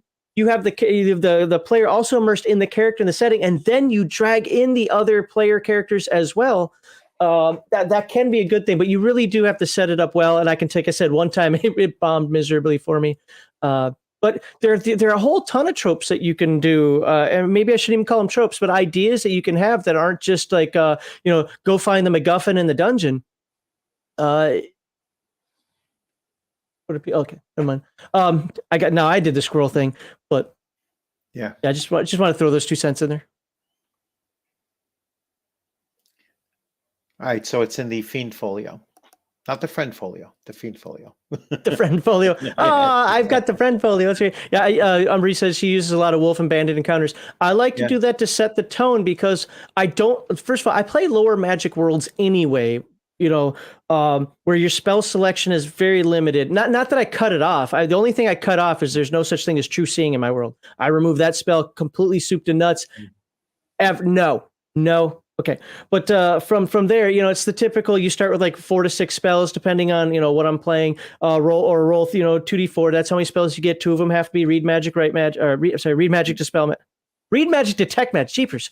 And then, whatever you get from there could just be a couple of spells. It's hard to get spells, but of course you can. I'm not going to gimp you as a wizard.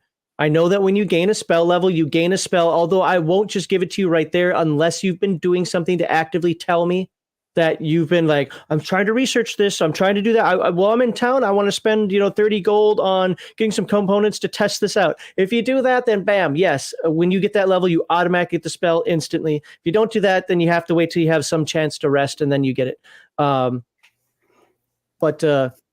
Brogues Gallery. There you go. I mean, you get, I don't know why I'm losing my own mind here as well.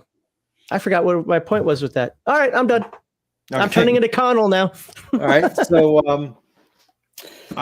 why don't we try to think of some examples of immersion that is a negative. All right. So, what's the type of immersion that we don't want to happen? I know that I guess if you have a player that is, role playing their character to a point that it becomes excessive or whatever, and kind of bogs everything down. That's probably the simplest form of it that I can think of, is that, immersion that becomes, intrusive in what everybody else is trying to do at the table. But the guy who's everywhere. Yeah.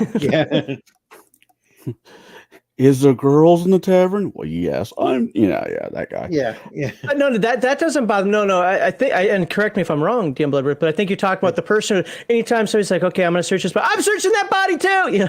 That crap. Like, it's just, it's like when if they're so methodical, their character is so methodical in everything that they're doing, that it's like it just bogs, it bogs the flow of, just moving forward down, or you could have the, the immersion at the point where you're so focused on what you're doing that you don't have that situational awareness of what the rest of the party is doing as well.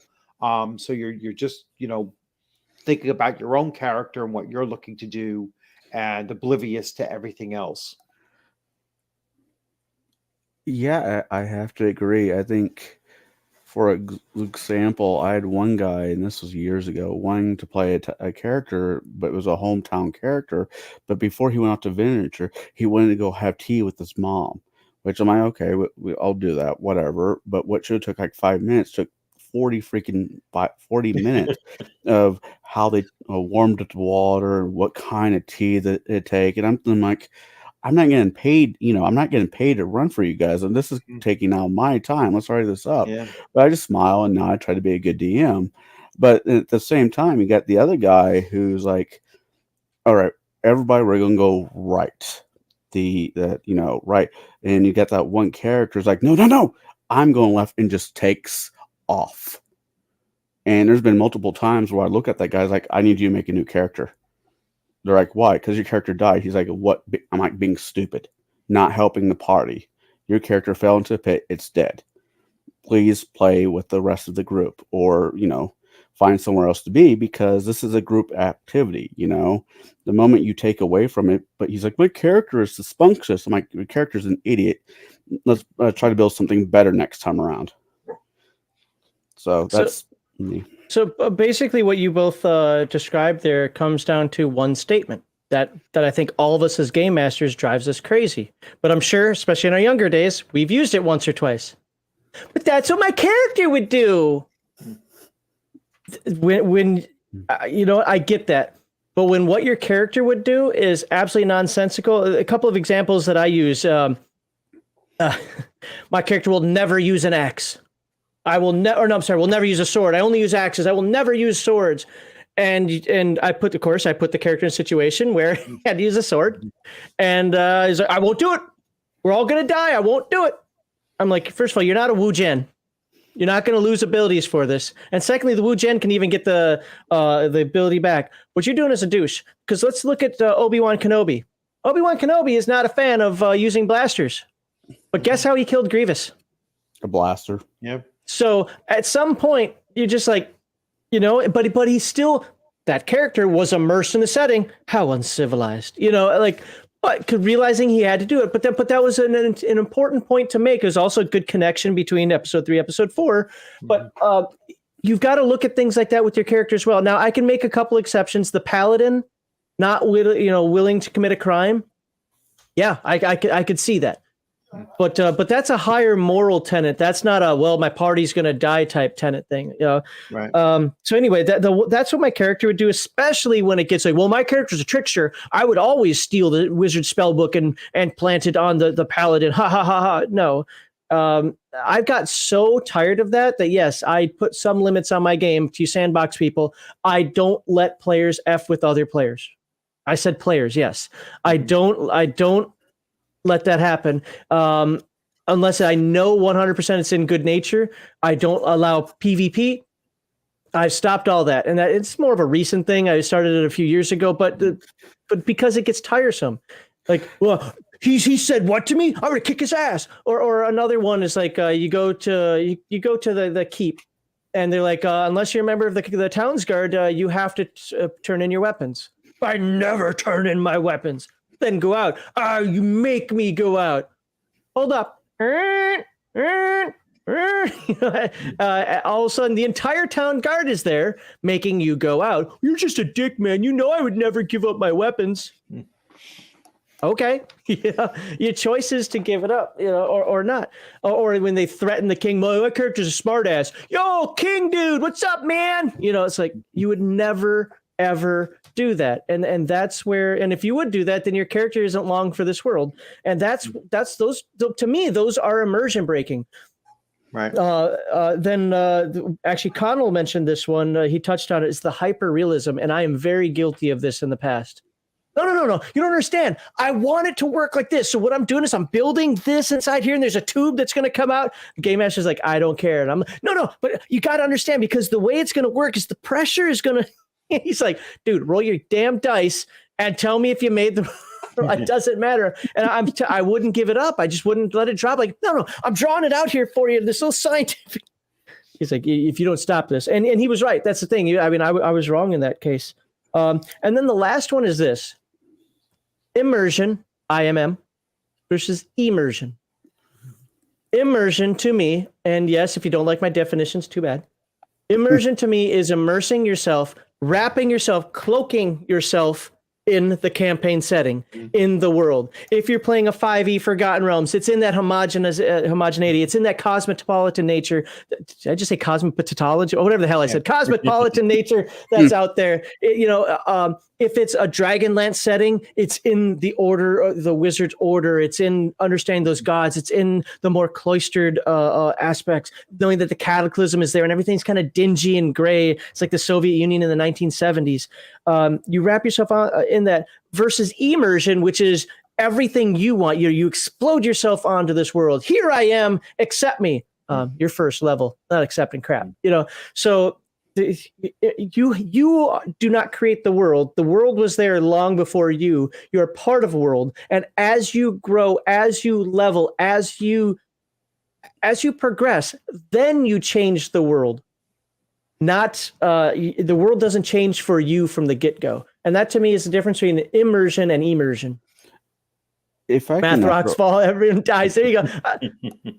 I was about to say, if I could throw in one more example that was made me, what you said next made me think of. This is from a DM friend of mine who he was playing in this campaign. He wasn't the DM, but one of the players was having problems with all the other players. Not the player, but the character were having problems with the other characters. Okay. So he was the rogue. And so one night, because all the other players' characters were being mean to him and kept dicking him around, he wrote a note to the DM, and the DM looks at him, says, "Are you sure?" And the guy nods his head. The DM says, "I need everybody to make new characters." And everybody's like, "But why?" The rogue killed all of you while you're sleeping, took your stuff, and went back to town. Don't be a dick. It is basically how the story went. I'm like, I couldn't do that in my campaign. I couldn't. I mean, that's tricky. That's one of the few times that I would call a timeout to the game and say, "Look, guys, we've got a problem here. I want this resolved. So either Thief, you need to make a new character, or y'all need to start." I don't know. I want to say stop being a dick because I don't like telling people how to role play their characters. But you've all got to realize what's happening here now. There are a lot of nuances that come into play in that. The player could just be a whiny little prick too, as a person, So as the game master, I think it's important. I know some gamers, nope, just let them all die. That's what happens. Well, I don't think that that's fun for everybody. And if it is fun for your group, cool. I might find it fun. I might not. But I think that's one of those situations that you've got to resolve out. Like, hey, this is coming to a head. Either you've got to go or y'all got to stop doing this, because they might just think they're having fun, and that player doesn't realize it. It's like, oh, you guys were just okay. Sorry, I thought you were being a dick to me because 3 sessions ago or 3 adventures ago, I did that thing, and I thought you were just trying to get revenge on me for that or something. Well, I would never allow it in my campaign. It's just one of the stories. I think he was running 3rd edition when he told me the story, and I'm like, and I wasn't even DMing at that time, so I had no idea how to proceed onto the thought. I was like, would I allow this in my campaign? But there's a point to immersion for to be on our topic. There is an immersive aspect to that. You piss off the wrong person. One adventure, the players were, there was a group of 5 players. 4 of them were like best friends. One they just played with a lot, or we'd all kind of known each other for a long time. Every time I brought somebody new in, they dicked with the person. Well, I brought somebody new in that I've known for a long time, but they didn't, because I'd been gaming with him in my other game, the one at War Games West in Albuquerque. I brought him in. I said, here's the deal, dude. You're level 20, but you cannot act on it. So we planned it out. I'd already trusted him. Same guy, by the way, if anybody heard the story, I let play a fairy dragon too. I was like, the deal is you've got 1 spell per day. You know all the rules. You know them better than me. So just play a 1st level magic user as we go up. And then at some point, it's going to get to a head. I decide, not you, because I have to do this in the right timing. Once I decide and I say, go for it, unleash. And I think the party is 5th or 6th, somewhere around there. I don't remember the exact level, but it wasn't anywhere close to 20th. And we went like 2 or 3 adventures, and they were messing with him. He's like, God, these guys are just complete dicks. What is wrong with them? I'm like, I don't know, because you notice that as soon as you stop playing, the second the dice stop rolling, they're really cool, and everybody's having fun, and we're, hey, guys, you want to do this? You want to do that? Hanging out. But when it came to the game, that little click. So anyway, yep, finally, 3 or 4 adventures in, so like a month after this started, I said, okay, go for it. And he laid waste to them. And of course, he did it a lot smarter than I would have. He didn't start off with just like power word kill, so on and so forth. He like, I think he time stopped them, held them all, and then just tortured the crap out of them, until they were like crying like little babies. And then it was like, fine, disintegrate. It just went down the line. You're an asshole. What happened here? It's like, look, you guys were acting like we had multiple players join this game, and you thought it would be fun to make them want to quit. Oh, they just couldn't hack it. Well, guess what? Now you couldn't hack it.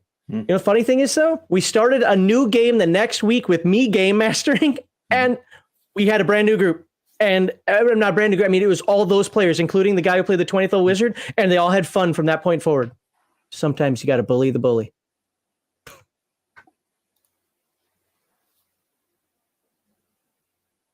Mm-hmm. There was a point about that being immersive, by the way, but anyway, sorry. Yeah. No, that was, and that's the kind of thing where, that is actually very immersive in the fact that, it makes it makes the players put themselves in the character's shoes, that this is how the characters would have responded in that kind of a situation. So I know you hate that, this is what my character would do. Well, this is what I don't like it as an excuse to do to be an ass. They basically, or the one basically fragged the party. I mean, that's essentially what happened was, you were harming the gameplay in a meta way. And so now, we're going to take you out, with this one character. So yeah, I mean, it's a very rare thing, I think, for PvP to occur. But it is, I think, a useful, occurrence to reset the tone of what the game is going to do, and reestablish, the fact that we're here to, we're here to have fun, but we're also here to be serious about what we're doing here, as far as creating that immersive environment where you can invest that time, because it's a big investment of time. Like Connor was saying early on, when he was talking about, no, I mean, I'm not going to spend 40 minutes, making a cup of tea, for this one character's thing, Yeah. It's just there is a time investment, and it's a it's not a finite commodity, time. It's like, it's a really valuable commodity.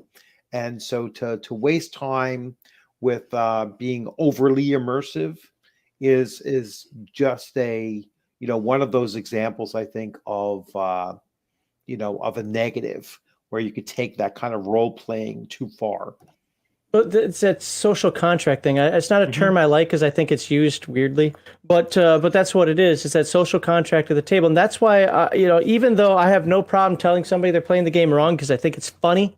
But because there is a way to play wrong, but that wrongness can still be right at your table.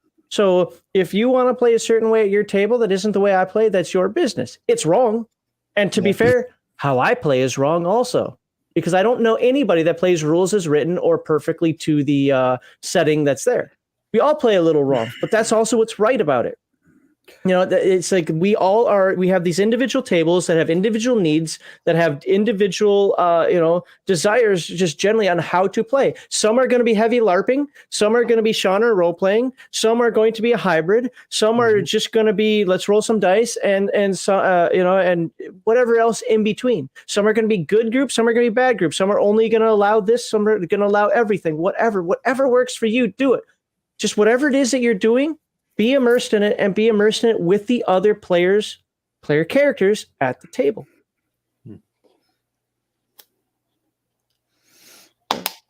Okay. Let's say I guess the only other immersion that I think can kind of go the wrong way is is an immersion like coming out of the satanic panic, coming out of that that era, and really I always thought that the mazes and monsters Tom Hanks example movie. what was more of the driving force behind it. I don't think as many parents were worried about, oh, my kid is going to become a Satan worshiper. I think that there were probably, I know Max. I went to Lutheran school. That's all they ever heard. Yeah. I think more was, they're going to lose touch with reality, like the mazes and monsters kind of situation. So I guess that's where immersion can take, can go too far. It's like when you're leaving from the table and you're taking the game with you. Or vice versa. Taking your own, your own situation, whatever it happens to be, to the table, and it becomes, it taints in either direction, your grasp on reality. So that's, that I think is a much more dangerous or just an unsavory form of immersion. I'm bad about this. I try not to be bad about this. I do a medieval reenactment sport, and I've seen long line battles, and they don't look like they do in the movies. They never look like what they do in the movies. But then I go and sit down at somebody's table, and they're having a great big battle, and I'm thinking in my head, it's like, I've kind of seen where this is kind of going in real life, and no, this wouldn't work. This doesn't work this way. But you shouldn't, and going with what you're saying, you shouldn't add real life mechanics, physics into fantasy, because that right there can break the bubble. And I will fall on that sword from time to time, not meaning to. But like I said, I have the experience in real life to know this is what it's supposed to look like, but it doesn't work that way, especially if you're in a campaign where the DM is running rules as written. And the moment you add in real life physics, you're killing cat girls. At least that was the word he had always said. Stop killing cat girls with using your real life physics. So I think there has to be some allowance for, and I hate that. I really hate the rule of cool. But at the same time, you have to make certain allowance for, this wouldn't work in real life, but this is a fantasy.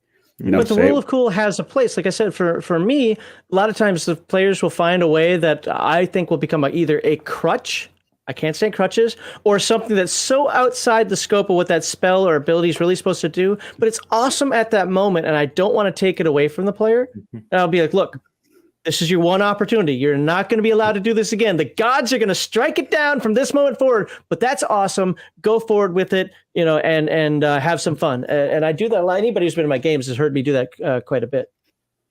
I can't wait to sit down at one of your games. I have to make it down to Alabama, though, first. I have to actually run a game. There's that, too. But no, like the rule of cool. This is one example I really enjoyed. This guy was playing, I think, a Dex fighter. But he wanted to do his thought process is he wanted to slide between the ogre's leg and stab up as he's sliding through the table. And I'm like, roll me, I don't know, acrobatics using the tools that are at the game. And they're like, okay, well, he rolled a nat 20, I'm like, okay, you killed the first one by slicing him in half, and you give me damage for the second one, where game mechanics would not allow it, but I thought it'd be, he did so well with a nat 20 that he should, get the second swing at the guy, or the guy behind him, as the case may be. So, I mean, I do allow I would it. have just said you made 2 eunuch ogres. Yeah, that's fair. No, I'm just kidding. But Are you trying to hold us to the 2-hour mark, DM or Blood River? Yeah, I mean that's up to you. Yeah, we're coming close on the 2 hours. So yeah, let's see if there's any other comments to Yeah, finish Shauner's off right. on. Don't overuse the rule of cool. Right. Really, the first time I came across that, the first game I can think of was the James Bond 007 game back from the early 80s with the hero points. I mean, the hero points allowed for that, right? You had like maybe 2 hero points, during the whole time, and it was just built into that game. First of all, certainly had a place for it. Did TSR's Conan also have something like that, like extraordinary abilities? It's been so long since I've looked at it. I have it somewhere. Yeah, no, I do it's so too. ripped up that Yeah, I know I have it too, and I think that also had hero points of a kind, or where you could do like an extraordinary feat or something, once in a blue moon.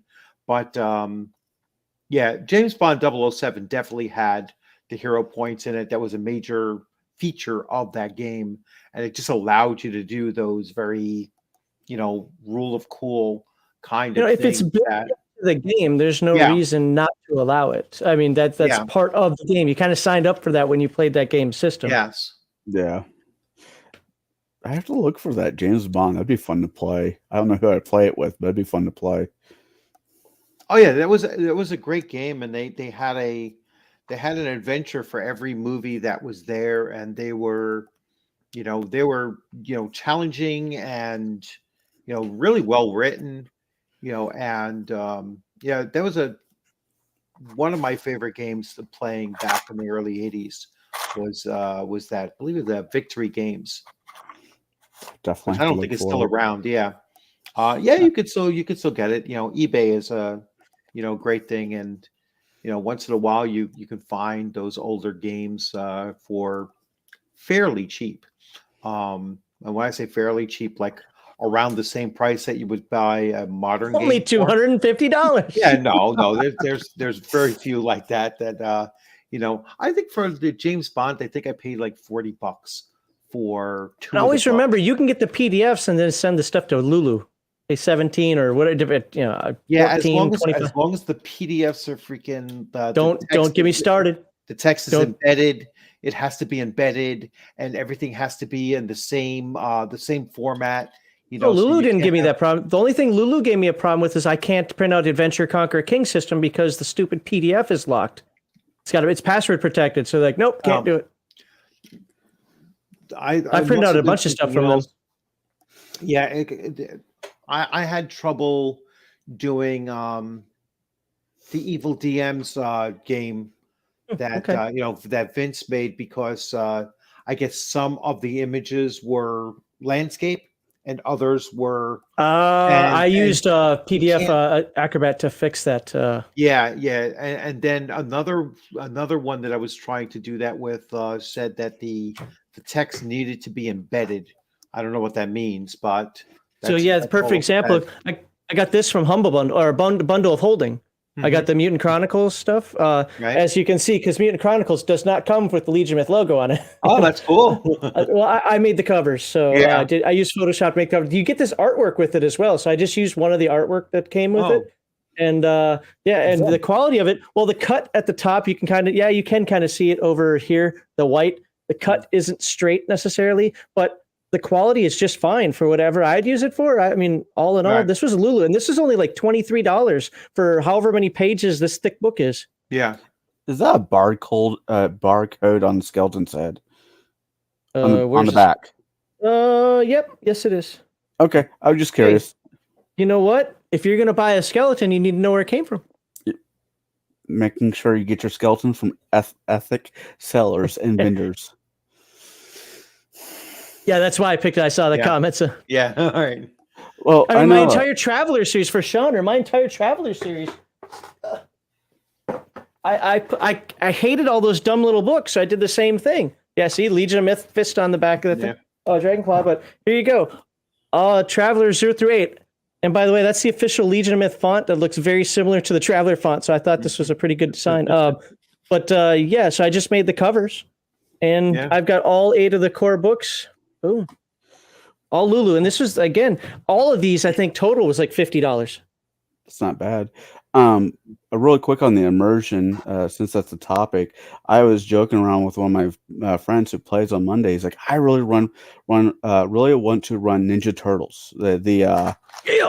Yeah, and I'm like, well, if you play Ninja Turtles, I want to be a weasel, and at the beginning of every game, you have to play the theme song from the '80s. You know, the cartoon. You have to. That's how the game starts. The theme song comes on, then the moment it goes off, you know, role playing starts, just like the old cartoons. But he's like, "You're really dorky," you know that. I'm like, I can deal with it. Darren P. The one caveat is you have to make a cover, because Lulu is pretty particular with the cover size. I know how to use Photoshop. I was a graphic artist, so if you can do something to finagle a cover, even if it's just a white piece of paper that says I'm a cover or something, it just has to fit the size format. If you can do that, you could probably do it in Microsoft Paint as well, GIMP, whatever.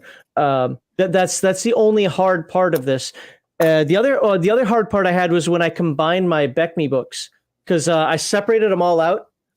Because you know how normally you have the basic book and has the players and then the dungeon masters, and then you have the expert has players and dungeon master, et cetera, right? I put all the dungeon master stuff in one and all the players in another. Well, a lot of those pages were double marked the same way, so that was a pain in the butt. But again, Adobe Acrobat got me through that. Yeah, Lulu is good. Like I said, I'm pretty pissed off about the Adventure Conquer King stuff though, because it's ready to go. It's just because Adventure Conquer King put a password on it, I can't print it out, which I think is pretty lame. Yeah.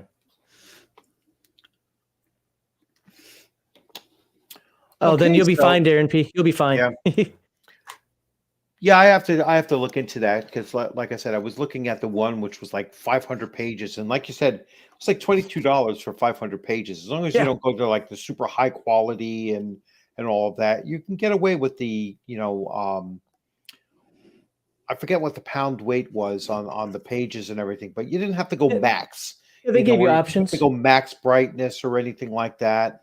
And 500 pages for $20, you really can't go wrong. This is a perfect example. This is non-glossy. This is the standard pages, and not high quality color, because you have to use a high quality color for the glossy pages or whatever. Yeah. And this was cheap, but as soon as you add on a hardcover, glossy pages with the high quality print, all of a sudden now you're talking like $60 for this book, or 90. Maybe. I was looking at one of them and I was like, I keep on coming up with $90, and they were like, no, you gotta cut everything down. It prints out fine. Yeah, it does. It does at $23. I printed out a few of them in just pure black and white, even though the books themselves were actually in color, but I didn't care about the art. And so I just printed them out black and white. That dropped the price down like 14. No, it wasn't that low. I think it was like $17. It's funny that you guys are talking about this. I have to look into Lulu, because there's a few PDFs I have that I would love to put in book form, so I can scroll through them that way. But the whole book, the hardcover versus soft cover, is my favorite author. I mentioned the name earlier.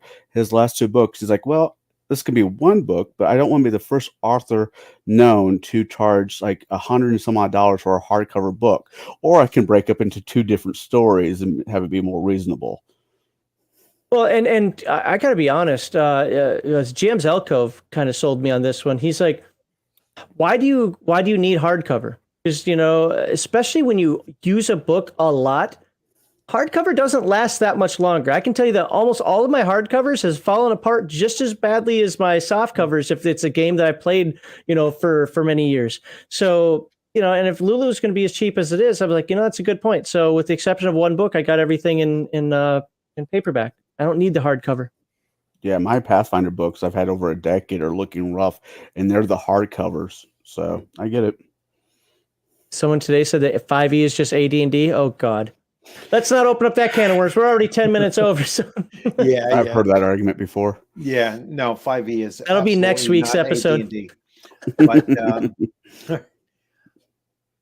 you don't Well, know how did to we think. answer the questions we needed to? I mean, you had the topic Yes, of immersion. I Do you think if somebody new came here that we told somebody new or a game master who might be kind of confused what the heck immersion is?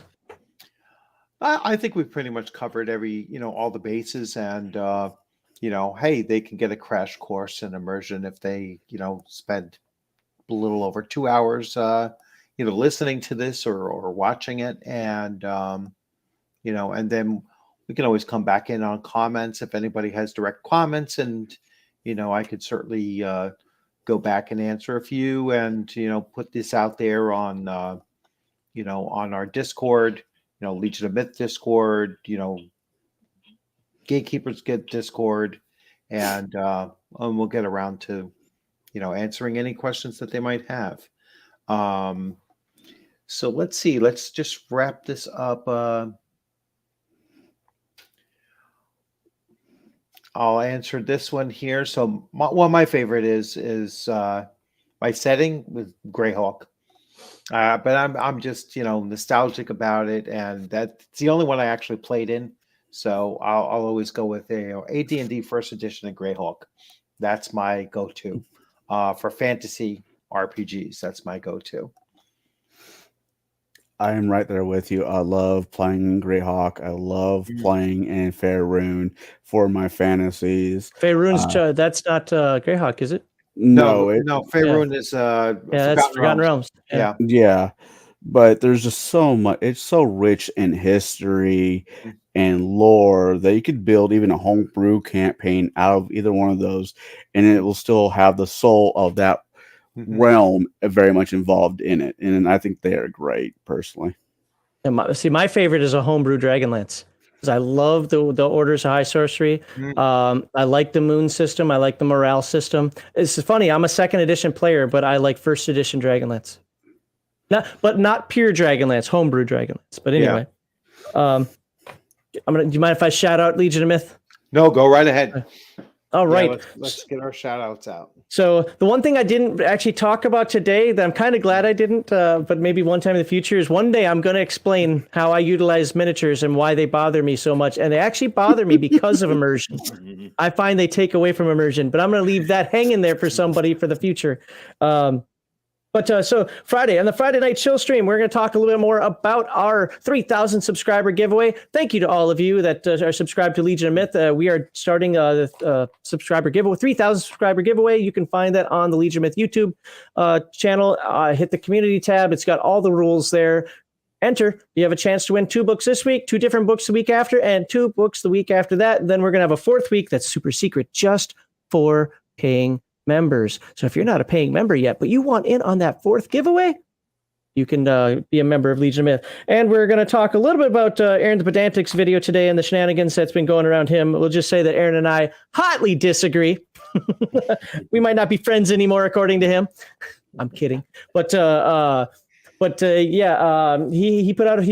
put out a video to kind of talking about his stance, and while I respect it and understand it, I think he's dead wrong. And I think he's dead wrong because been there, done that. It doesn't work. But hey, everybody's got to live and learn the hard way. And then, of course, whatever else people come into chat and want to talk about. And then on Sunday, we have RPG Digest. We're going to continue on Palladium Fantasy. We are going to be talking about the combat in Palladium Fantasy, and we're going to actually spend some time on it this time because it is the current version of the game, so we are not going to just kind of gloss over it. We're going to actually talk through it and maybe even do some examples if I get hold of Heathen Dog in time. And our segment 2 topic is something we haven't solidified exactly what it's going to be, but it's going to be something to do about role-playing. Not quite the immersion that this was, but just role-playing in general. I haven't decided what direction we're going to take that, but we want to talk about... Showed them to me before. Where are they? Do you know? Yeah, where are they? Oh, sorry. But Anyway, we're gonna just talk something about role playing and what it is, why to do it, what's considered good role playing, bad role playing. I don't know, but so if you have any questions about role playing, if you think role playing's too much, if you think people shouldn't do it, if you think you have a different opinion on what role playing is, hey, show up there. So that'll be on Sunday at 1 p.m. So Friday night chill stream, Friday after DM Blow. You said you're done at what, 8-9 Eastern Um, on Friday? I don't have anything planned for this Friday, Oh, so so you could I start can start earlier. at 7. Yeah, Okay, so yeah, you can start at 7. I won't be So- home by 7, but you can start at 7. well, it's 7. I always do it. everything in Central Time Yeah. for Legion of Myth, but yeah, so it'll be Oh, 7 that's 8 Central. o'clock? Yeah. Yeah. So yeah, you can. Yeah, I'm not going to do anything this Friday. 7 Central, 8 Eastern. That is going to be for Friday Night Chill Stream, and 1 p.m. Central on Sunday. I haven't decided what we're going to do for Super Bowl Sunday yet because I will be watching the Super Bowl. I know Heathen Dog isn't a sports ball person, but I am a sports ball person, and I like both teams that are in there. So if it's not my Vikings, I'm okay with these two guys. So that's it. Sorry for the long spillage there, but I just wanted to let everybody know what was going on. Just remember, 3,000 subscriber giveaway on the Legion Myth YouTube channel. I just want to apologize really quick. That was my daughter asking me a question. I thought I hit the mute button. I just hit the camera button. I just want to say really quick, thank you for having me on tonight. Oh, absolutely. I will have my first video coming up sometime this coming week. Ooh, somebody got a new channel going on? Yeah, I finally decided to do it. I will be talking about common sense DMing and where I think it should be and how the game has it be. Keep in mind, this is all my opinion, and like most people, I'm probably wrong. And so expect to see that here soon on YouTube. And the tag will be under the Cigar DMs Common Sense. Cool. Just make sure you post on Gatekeepers or somewhere where we have access to it so we can spaz it around everywhere. I would appreciate that. Okay, and then I will wrap it up. So, going forward the next couple of weeks, I'm going to have several guests, OSR guests on the channel, and so that's on Unscripted and Unchained RPG Review. I'm not going to reveal them just yet. So, but I have several game developers that will be on the show, and I also have one of my players that's going to come on the show. That's Kelly Foote. Kelly Foote is a former TSR writer. He was with TSR from 1982 to 1986. Brought in by he worked on Oriental Adventures and actually co-wrote, although mostly. Although he mostly wrote the first adventure module for Oriental Adventures, so got writing credits right next to Zeb Cook, and so he's my most experienced player, so he's going to come on. I also have 4 of my my players who are going to be along with me going to VentureCon, so that's our big con. Really looking forward to that, and very excited about going there. And I'm working on a writing project, and I've been talking a lot to David Guile, who I had on my show about a week and a half ago. So he's really interested on this as well. I know he does a lot of layout and that kind of stuff. So once I get this thing really rolling and near finished, I'll probably send him a copy of it, see what he thinks about it, put it together, and that will be something that I'm looking to put on drive-through sometime in, I hate putting dates on it, but I'll say June, July is where can't get anything I'm looking written to do it. It's hard. It really is, because and I'm so like work on this, work on that, go in several different directions. I probably have about 15 different writing projects at various stages of completion, and and then I get another idea and I'll start working on that, and they all kind of like incrementally move forward, and then all of a sudden they'll be like, okay, this one's ready now. but it just took me 6 months longer than I thought I would do it, but that's, Mine's already taken like 2 years longer than I thought it was going to take. So it's, it's a combination of, well, I still have a full-time job and, family and, other things that are, just priorities over, my writing. But anyway, so there's a lot going on. And as I was looking here, my channel just hit 1,900 subscribers. So just hit a new threshold. So almost pushing 2K.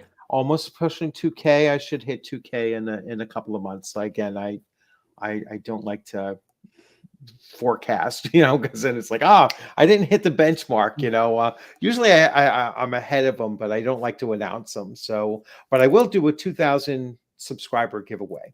So I have a bunch of things that I've been sitting on, and I'll certainly send those out there once I do hit 2,000 subscribers. I'll have to try to figure out how to plan that and start projecting that. Once I get around 1950, I'll start putting out those videos and saying, all right, 50 we more started to go. Too early on ours. It's like, it'll be like really embarrassing. It's like, we're going to do a 2,000 subscriber giveaway, and 10 months later we're still not there. So but yeah, that's what I'll do. I'll once I hit it at like 1950, that's when I'll start really planning on doing the 2,000 subscriber giveaway. I heard recently there's just some kind of rules that you have to use for giveaways. Yes, on yes, YouTube. yes, there are. I have the template if you want to copy it. I just thought you should have. No, I've done giveaways before, and you just like, hey, you know what? Here's a little random. If you post it, I'll do a random thing, and I'll just mail it out to you. That's what we're doing, but you have to have the disclaimer. It basically says you can't hold YouTube responsible, blah blah blah. They have their own version of it if you just if you search for it. But I can give you what we're using for ours, and you can just change it up. But I just don't remember exactly which. Yeah, I followed it, but I can't say I followed it to the letter that YouTube says. So maybe yours is different, but there is a format. Yes. Oh, I appreciate that. So. Yeah, you can share that with me, and that way at least I'll be, semi legit on getting that out there. All right, so so we're going to wrap this up then. Thanks, gentlemen, for being on. Thanks to all of the commenters who came on, and let's love the chat. Thank you. Yeah, great chat. Great, great engagement in. In the video, and once again, look forward to seeing you on the gaming screen sometime soon, and definitely hit that live stream, that Friday chill. So I'll be a viewer for the Friday chill, although not the the 10-hour version of it. It's only 6 hours last time because Pundit. I don't know if you saw it, but RPG Pundit came on and he's like, skip the Grim stuff because Grim already did his own video. And the thing was, between Drunk Heathen Dog, I like to bloviate, and Pundit likes to bloviate. I really didn't want to skip those parts because there's some things I really wanted to tackle, but I was like, Drunk Heathen Dog, Pundit, me, let's skip it. Let's get to.